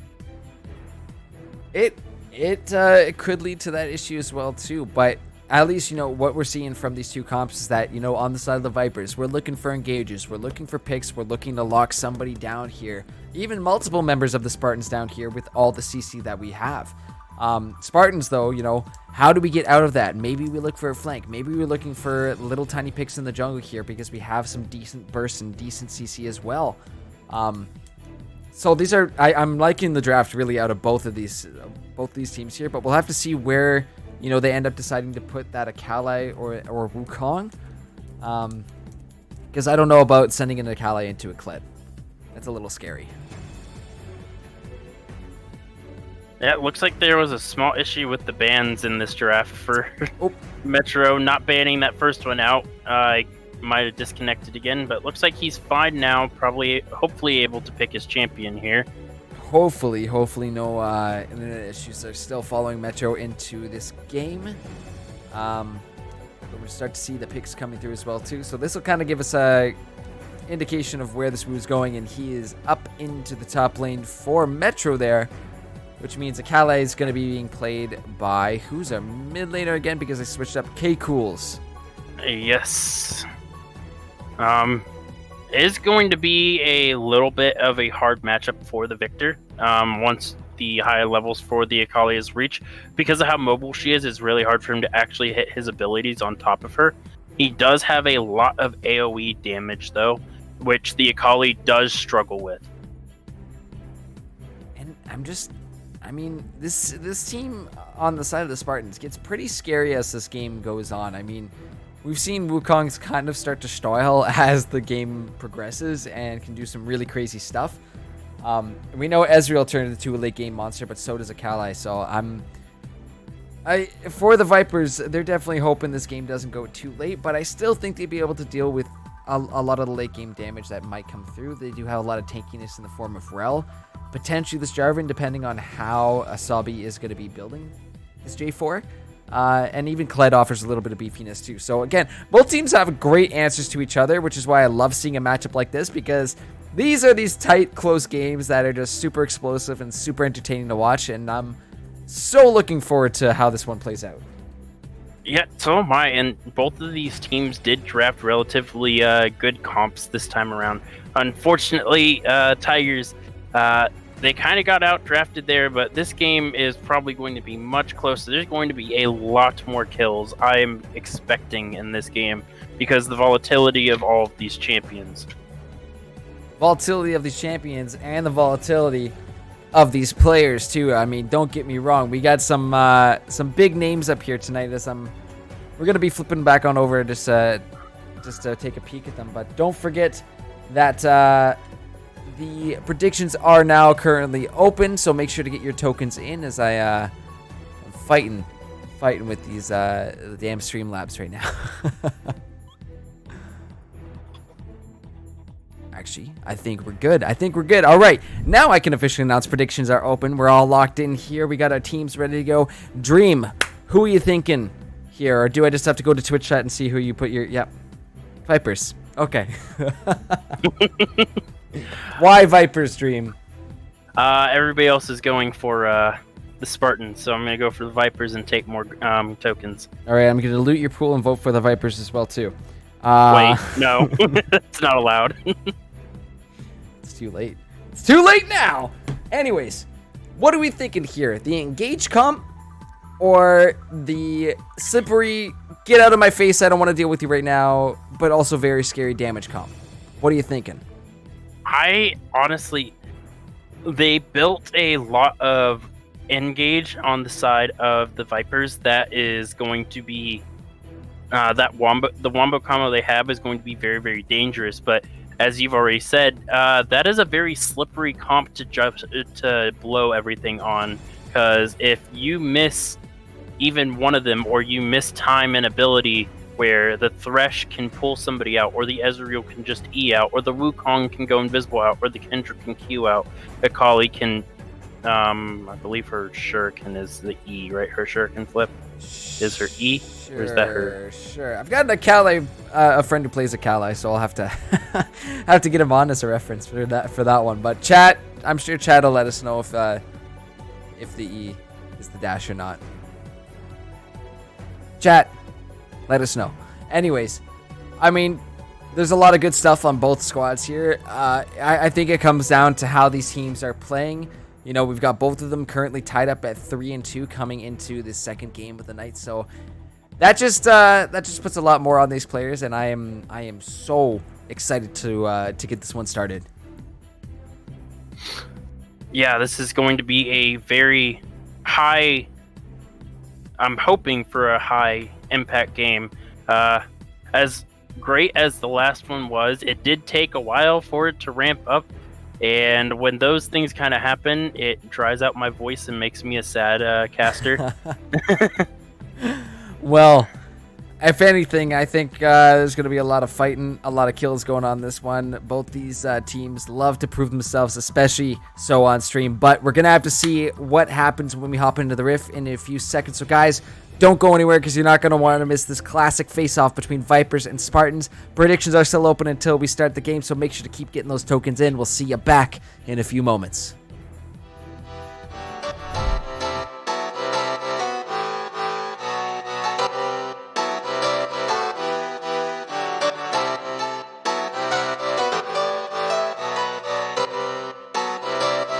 I saw you smile from across the bar. Yeah, she was pretty and so close but so far. She flipped her hair and I thought this can't be true. How does a man like me get someone like you? And then she looked at me and I was confused. Everyone here can't be the one that she'll choose. And I looked back and saw the spark in her eyes. This can't be real, my head's telling me lies. Just like that, you're coming closer to me. Come shake me, grab me, so I wake up from this dream. I can't breathe, come at me. I don't know if I can speak. Then she said, come with me and let's be free.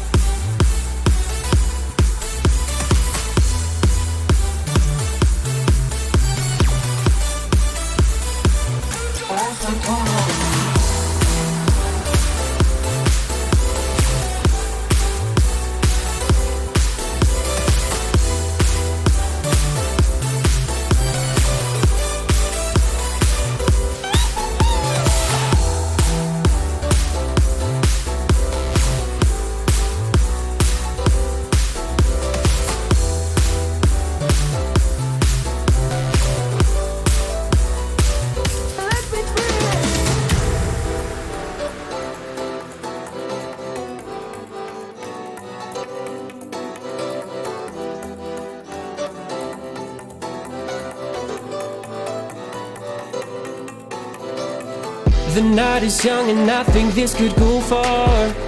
The sky is dark but you're my shooting star. Could see your face reflect upon the moon. It was a pretty summer night in June. And then she looked at me and I was confused. Everyone here can't be the one that she'll choose. And I looked back and saw the spark in her eyes. This can't be. Oh, didn't mean to press that one. Welcome back, ladies and gentlemen, to Game 2, Week 3 of the LRS Draft. We got a classic match tonight. Vipers taking on the Spartans, and this is going to be a spicy one. I can feel it in my bones already. We got two 5-man squads about to fight each other in the river. Here we go. The hook immediately on by Pratoga, but it's first blood for the Vipers. We told you coming into this one that this was going to be a big match, and we already get to see first blood not even 40 seconds into the game. As, oh no, Pratoga caught out as well too. Benji has found him, and that is a lot of gold in the pockets of Vipers to start this game off. 1,000 gold lead already, starting out the game. I wonder if they agreed to do this before the game started. I wasn't. Because that's what it felt like. They went to the exact same spot at the exact same time. Like, they knew exactly what they wanted to do. Oh boy, oh boy. I wonder if that was the case. It would be little jokes if it was. I didn't happen to catch that in the all chat before the game started, but some good relations here between these teams and these players. They know each other. They played against each other. They played with each other before in the past. So always fun getting to see that kind of interaction here on the Rift. But I mean, that's just so ideal. You got extra gold in the hands of the Victor and the Kaisa right now. Vipers are definitely smiling. Yeah, and the funniest part about it is the only summoner spell burned there was the flash from Rel. Ah, and that's it. And that's it. And all of that exchange, only one flash, but 2 kills. And yeah, now things maybe quiet down a little bit when you see another death mark death sentence, my apologies, does land onto that Rel there. So you got to keep an eye on Pratoga. He's definitely good with those hooks, but take a look at top lane. We got these top laners kind of turn around. They will resort themselves on their appropriate sides here, but still trading up pretty good. Metro is dealing some good damage to Rover. Gets him off of Skarl, but good damage back from this Kled. The Conqueror even being proc too. Yeah, you can't underestimate the damage from the Kled dismounted, just because of the Q damage and the shotgun damage as well. He's going to be able to get mounted up here very, very quickly because of how much damage he did get onto the Wukong there. There we go. Skarl has returned, and just a little how do you do, but I mean that extra shield just does so much when you're in those tradings. But you're totally right. Doesn't take away from that damage that the Kled can still output. But Metro getting a little risky. Rover, he's got the Skarl back. You gotta be a little chill, and that's just, you can see how big of a wave is even pushing in. Rover could even just look for something here as Metro's gonna go back in underneath the tower. Some turret shots being taken, but Rover gets the solo kill underneath that top turret. Now 3-0 for Vipers. Yeah, and he's gonna lose all of that experience to the tower there. He's going to have to TP back. Looks like he's not going to, just kind of standing in base. I don't know if he might be having some internet connectivity issues. He was having them earlier. But he is going to walk back to lane, and the CS difference is massive already. Yeah, just taking a peek there to make sure everything's all right on the end of Metro. But a TP down in the bot lane. Rover is there, but the Lantern to get Raven's Man out. Void Seeker will not land, but the flash is there. And oh, the death sentence underneath the tower will get this Kled off of his Scar. Will dismount him. I forgot the word there for that for a second. But it's a good disengage there, and that is exactly what the Spartans are looking to do. They have got a lot of potential to just exit out of those engages very, very easily. So well played by them. Yeah, unfortunately having to burn the flash there for the Ezreal as well. TP is down for the Kled, which is going to allow this Wukong to catch back up and maybe set up a freeze in the top side. Yeah, that'd be definitely ideal here for Metro. We see a massive wave building up on the side of the Spartans up there. And Kled, no TP to get back up there. Use that in the bot side, and no kills to be seen. So they're just chilling. Everybody's just chilling right now. The dragon is coming up onto the map. We do see both junglers possibly pathing down towards it. So we'll have to see who's gonna go and pick this one up first. It is an Infernal Drake first. If it is an Ocean second, I get to update my chart. Ooh, that's true. So maybe we can actually get some stats laid out for you. But some more trading in the top lane. Metro taking a ton of damage from Rover. He goes after the wrong monkey. But that's okay because he is winning very heavily in these trades. Another fight in the bot lane. The Flay on Awesome Sheep and Monito's Soul, but Pratoga getting the Ignite down on the Sheep as well too. Going to be taking that Rel down to a quarter of her health bar. Very risky stuff, but you can see right now, Asobi Spirit on this Infernal Drake right now. Bot lane is rotating up to help out with it. And currently Canatan is just on the other side, getting those stacks up, trying to get as much CS as possible. Will be a Cloud next up, though. Dream, unfortunately, not able to update that chart. Yep, it is going to be an Ocean Soul again. Ooh, okay, let's see. The charts, you know what, I will say this. Over the weeks, the charts have been getting more accurate.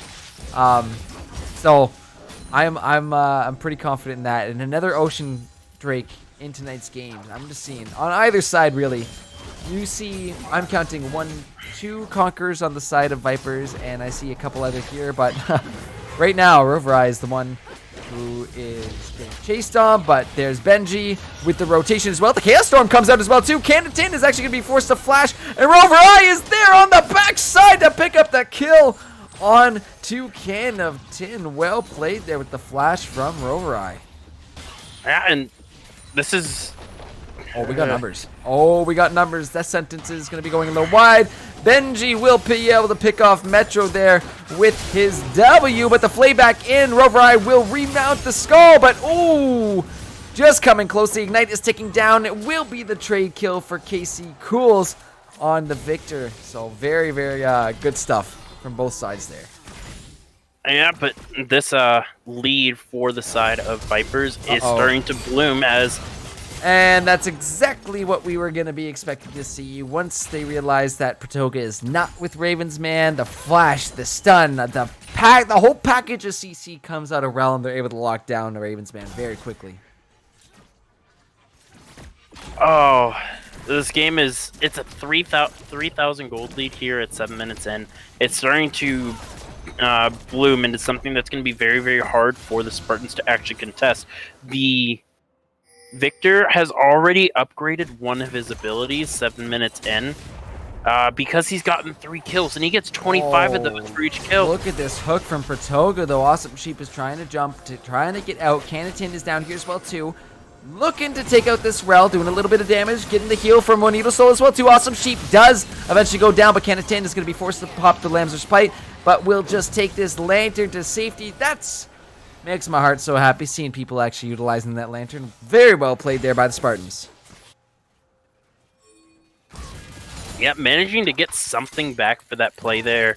Trying to make sure that this game just doesn't get out of hand here. But right now, we still see the 3,500 gold lead as the Kled is just bullying this Wukong so hard right now. Metro is having a lot of trouble actually fighting. He's been under his tower pretty much the entire game here. Yeah, I was just gonna mention that topside having a bit of a tough time with the Kled, and it's definitely not an easy position to sit there as a bleeding it's not stopping yet, and it's really hard to stop. The CS differential just keeps climbing, and if you step out at this point, Roverai is gonna jump on you. So Metro needs to just keep playing this safe, but don't know what to do when that snowball gets rolling this hard this early on, you know?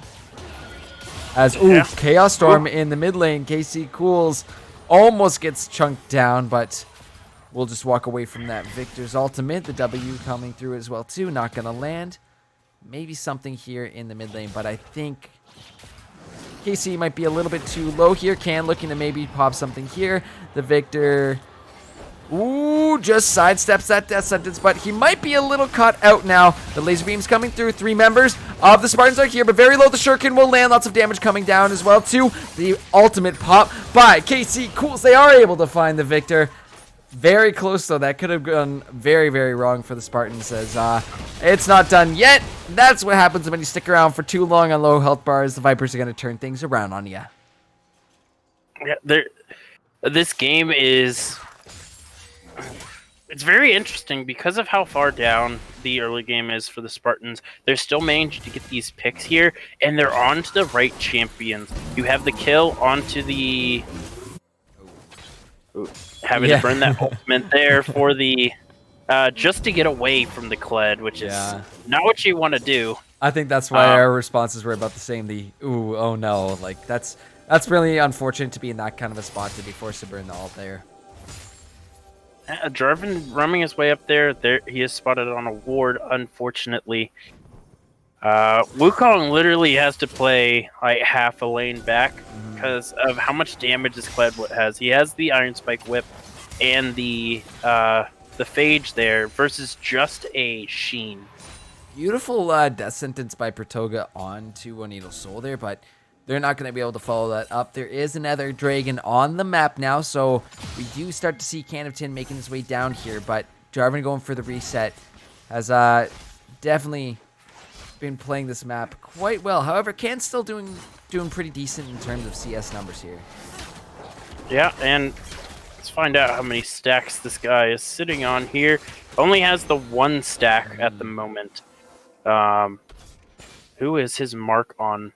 Victor at this point. So Benji is going to have to watch out here in this next fight. Dragon is up and has been aggroed, so it looks like Vipers are going to try and start this one up here, but question mark pings coming out. They are aware Canopton is up by the Wolves, so they're going to go ahead and shred this down. Vipers pick themselves up their second dragon of the game, and just good map awareness here by the Vipers. And as that Infernal Soul spawns, the Wukong is trying to get something back, manages to get a plating down, trying to midgetate that difference, but he's down over almost 1,500 gold here. Just trying to get something back. He is sitting on 1,500 gold, though. He will be able to go back and get a pretty big buy on his next return. The Kindred has started up the Rift Herald. I would expect that to be going towards the top side to try and catch this Wukong up, who's almost down 100 CS here. Or not 100, 50 CS, excuse me. Yeah, that's a significant lead here for Rovrai. We're not even at the 15-minute mark, so this is looking really good here for the Vipers. The True Shot Barrage comes out, does not touch anybody there, just kind of used for clearing out some farm here, but look at the trading come through from One Needle Soul. Death Sentence will not land, but in goes Awesome Sheep. The Flay, the flash from Pratoga to get those members of the Vipers away. They do not want to deal with them right now, as Sobi was also down on the side too, so that could have been very, very bad if he was able to get there.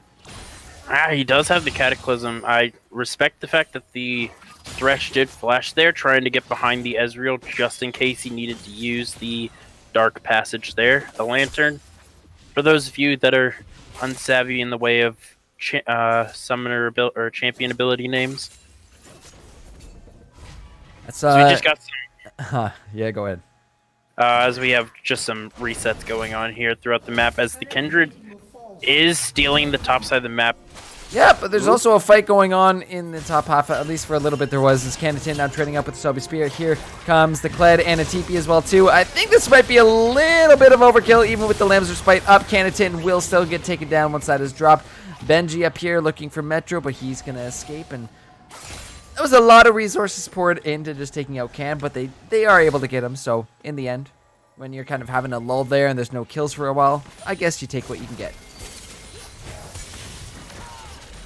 That's wow. Bit of trading going on between the Kai'Sa and the Ezreal there. I was going to say that WQ is looking a lot more scary as this game goes on. Yeah, the Ezreal going for a very interesting build here, not opting for the Divine Sunderer or the Trinity Force here. Actually looks like going for the Kraken Slayer on the Ezreal.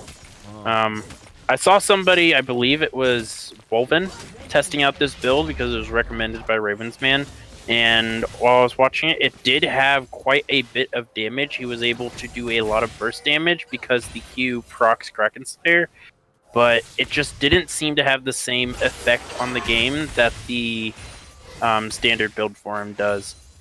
We'll have to see what Ravensman ends up doing with this Ezreal as the game goes, and no, we're still pretty early on here, so we don't get to see that big damage coming out of Ezreal that we get used to seeing as the game goes on. So probably by that 2-3 item mark here for Ravensman, I would say, 25-ish, maybe 30-minute mark, depending on how the CS is going.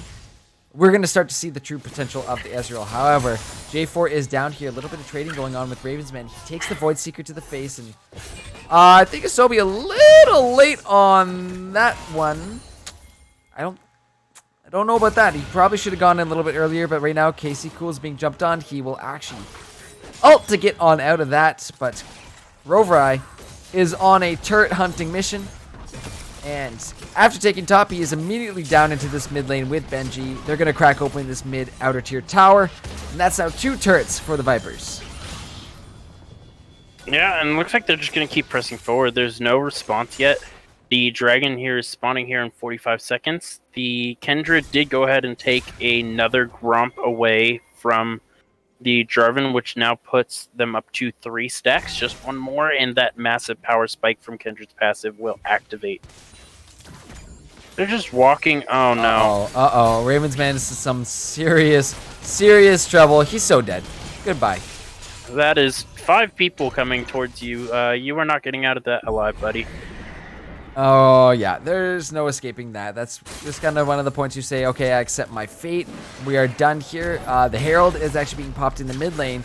That tower is starting to go down, but there are numbers here from the Vipers. They're rotating really well, and the numbers are in the favor as Awesome Sheep goes on over. The Vipers are here and ready to rumble as they take out the Kali there. However, Shelly was able to get another charge there, so that's that second tier tower is going to be missing quite a bit of chunk of health there.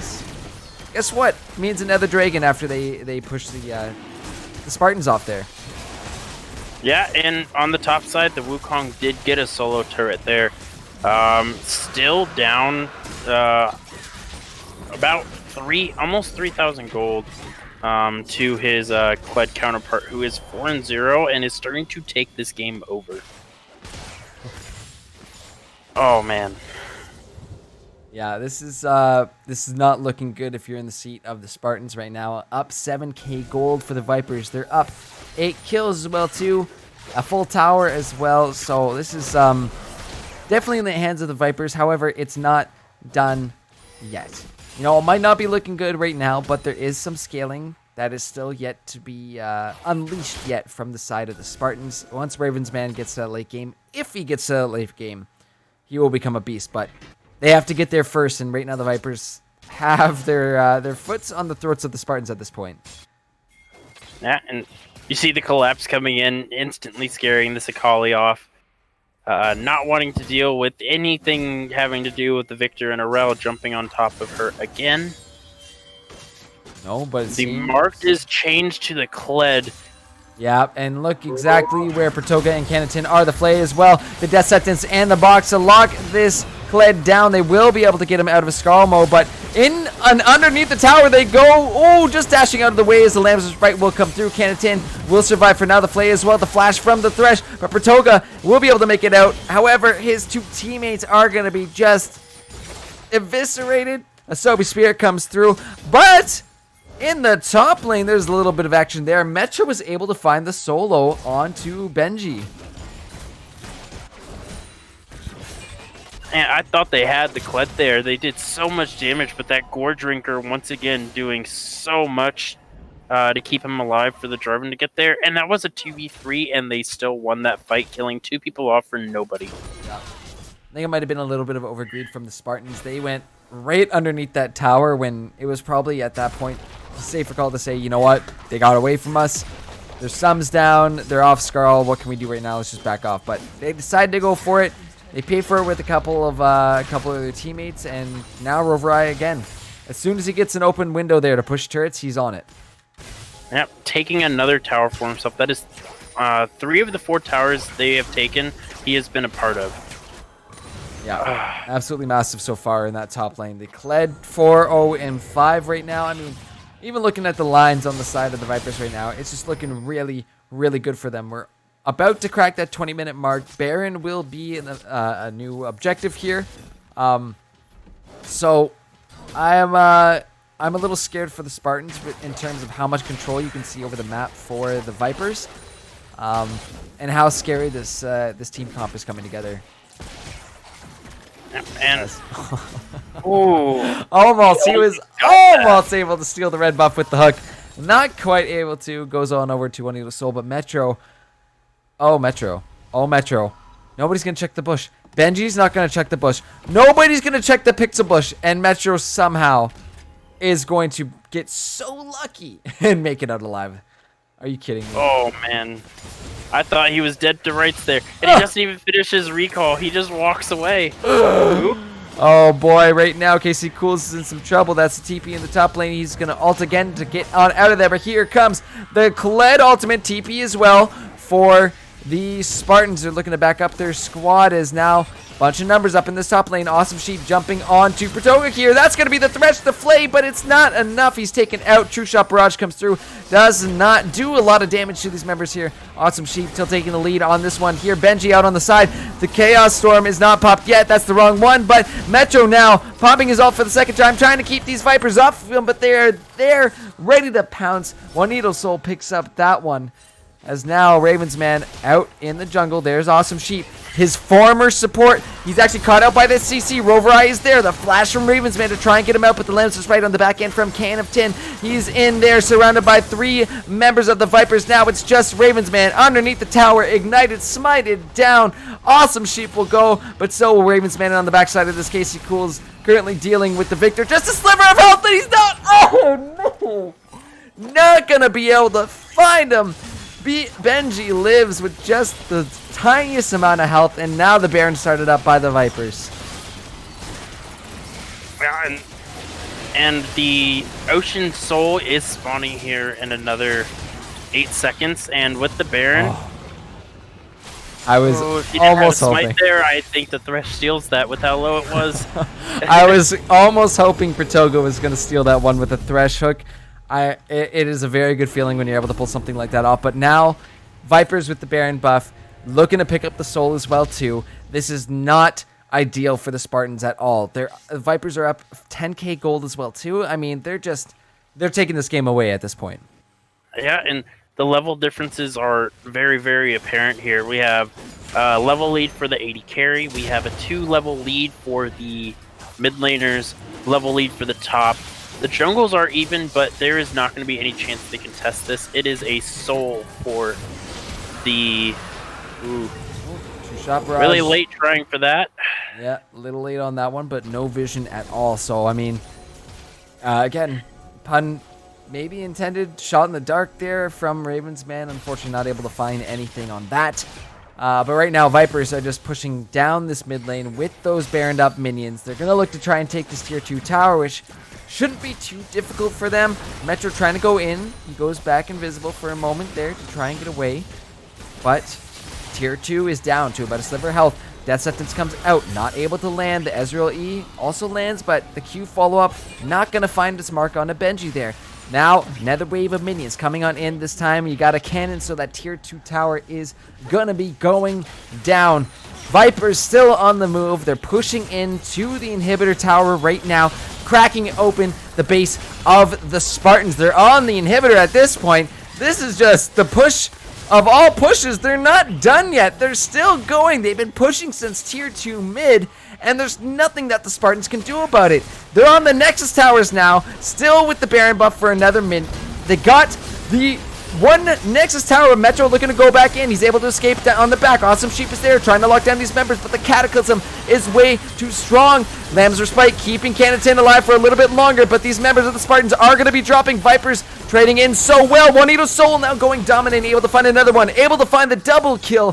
Canatin forced to go hide in his space. That's going to be the last Nexus turret down, and this has got to be one of the best pushes I have ever seen. GG's Vipers.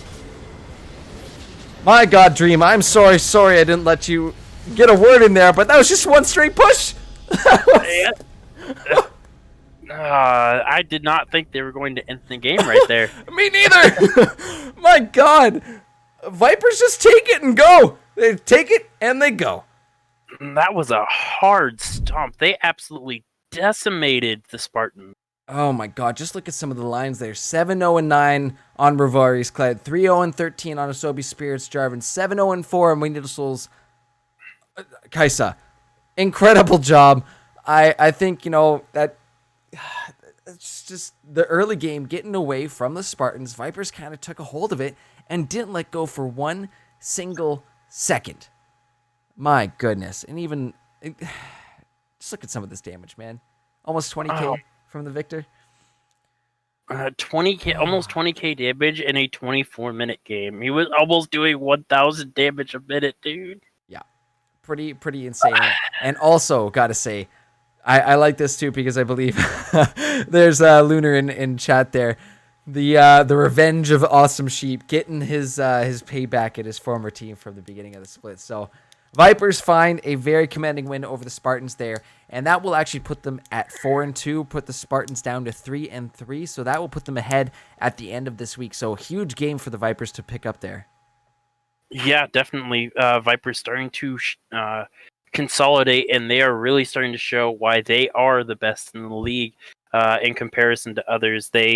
One of the stream teams last week? Didn't they beat the Lions game 1, right? I am referring to my charts here. They did. They did beat the. Yeah, and that was a convincing game too, wasn't it? Yeah, because Rover Eye was actually the player of the game as well in that game. Had another massive game on this Kled as well too. He just did not make Metro's life nice at all. While we are speaking of these players, we are going to get player of the game poll ready to go. Just keep in mind when you're voting for mid, it might say Pursuit of Death. That is still Benji, which is they're both the same people, just an alternate name here. So just a reminder here. But player of the game poll is now currently up, so you guys can start voting on that. Dream, thoughts on this last game here tonight, buddy? The games were reversed. This game was supposed to be the close game. The first game was projected to be a stomp, and the exact opposite happened. Yeah, that first one, I mean, it was slow and methodical from the Unicorns. We saw them, they took their sweet time. They took objectives here and there. They didn't get over greedy and really just kind of closed out the game once it got to a point where, there was no return point. But this one, we start out with 2 5-man fights. Well, not even not 2 of them. One big fight, like 30 seconds into this game. Vipers pick up 2 kills right off the bat, and it's on their mid laner and their ADC. I mean, who else do you want to get the goal to at that point in the game? That was just such a great setup. I'm not too sure if this was something they had talked about having a little level 1 fiesta there, but it was entertaining. But I think that really was really detrimental here for the Spartans, because that set up these 2 massive players here to really get going. Oh man, what a night though, Dream. Any last comments before we close her out? Or before I just hope every week it's the same. I'm only here every other week. I believe you have Overcomer with you next week, so yes.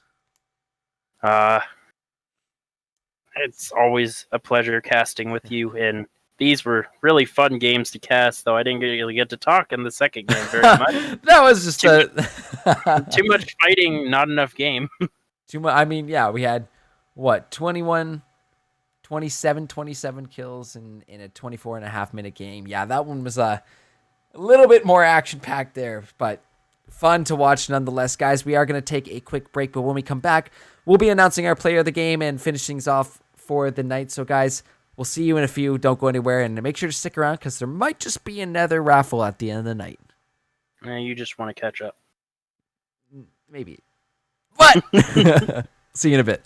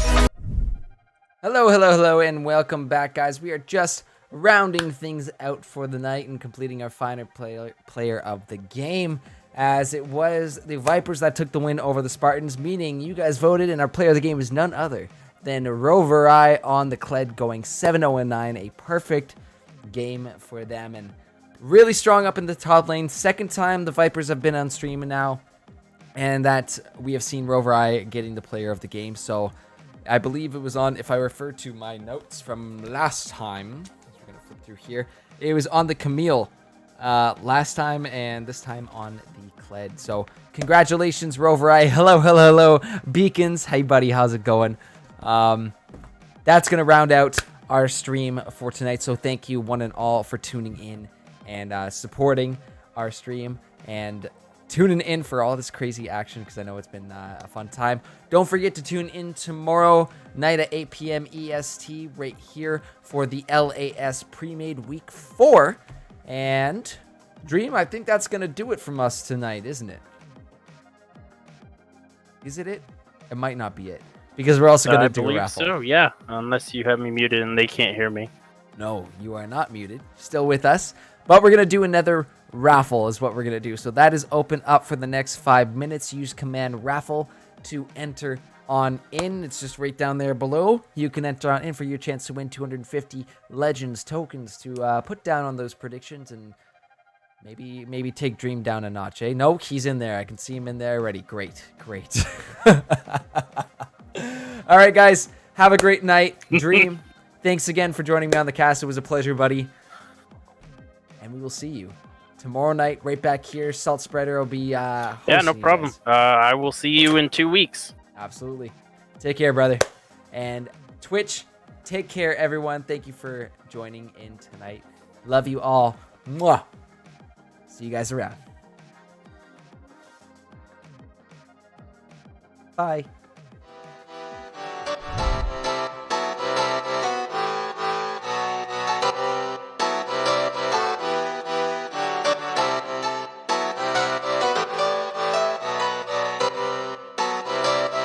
I saw you smile from across the bar. Yeah, she was pretty and so close but so far. She flipped her hair and I thought this can't be true. How does a man like me get someone like you? And then she looked at me and I was confused. Everyone here can't be the one that she'll choose. And I looked back and saw the spark in her eyes. This can't be real, my head's telling me lies.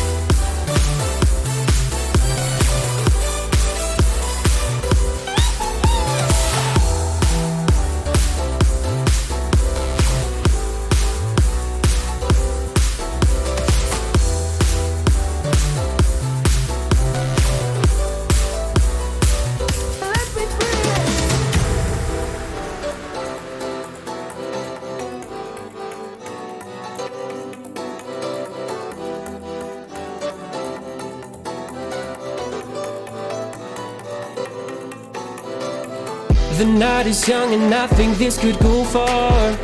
The sky is dark but you're my shooting star.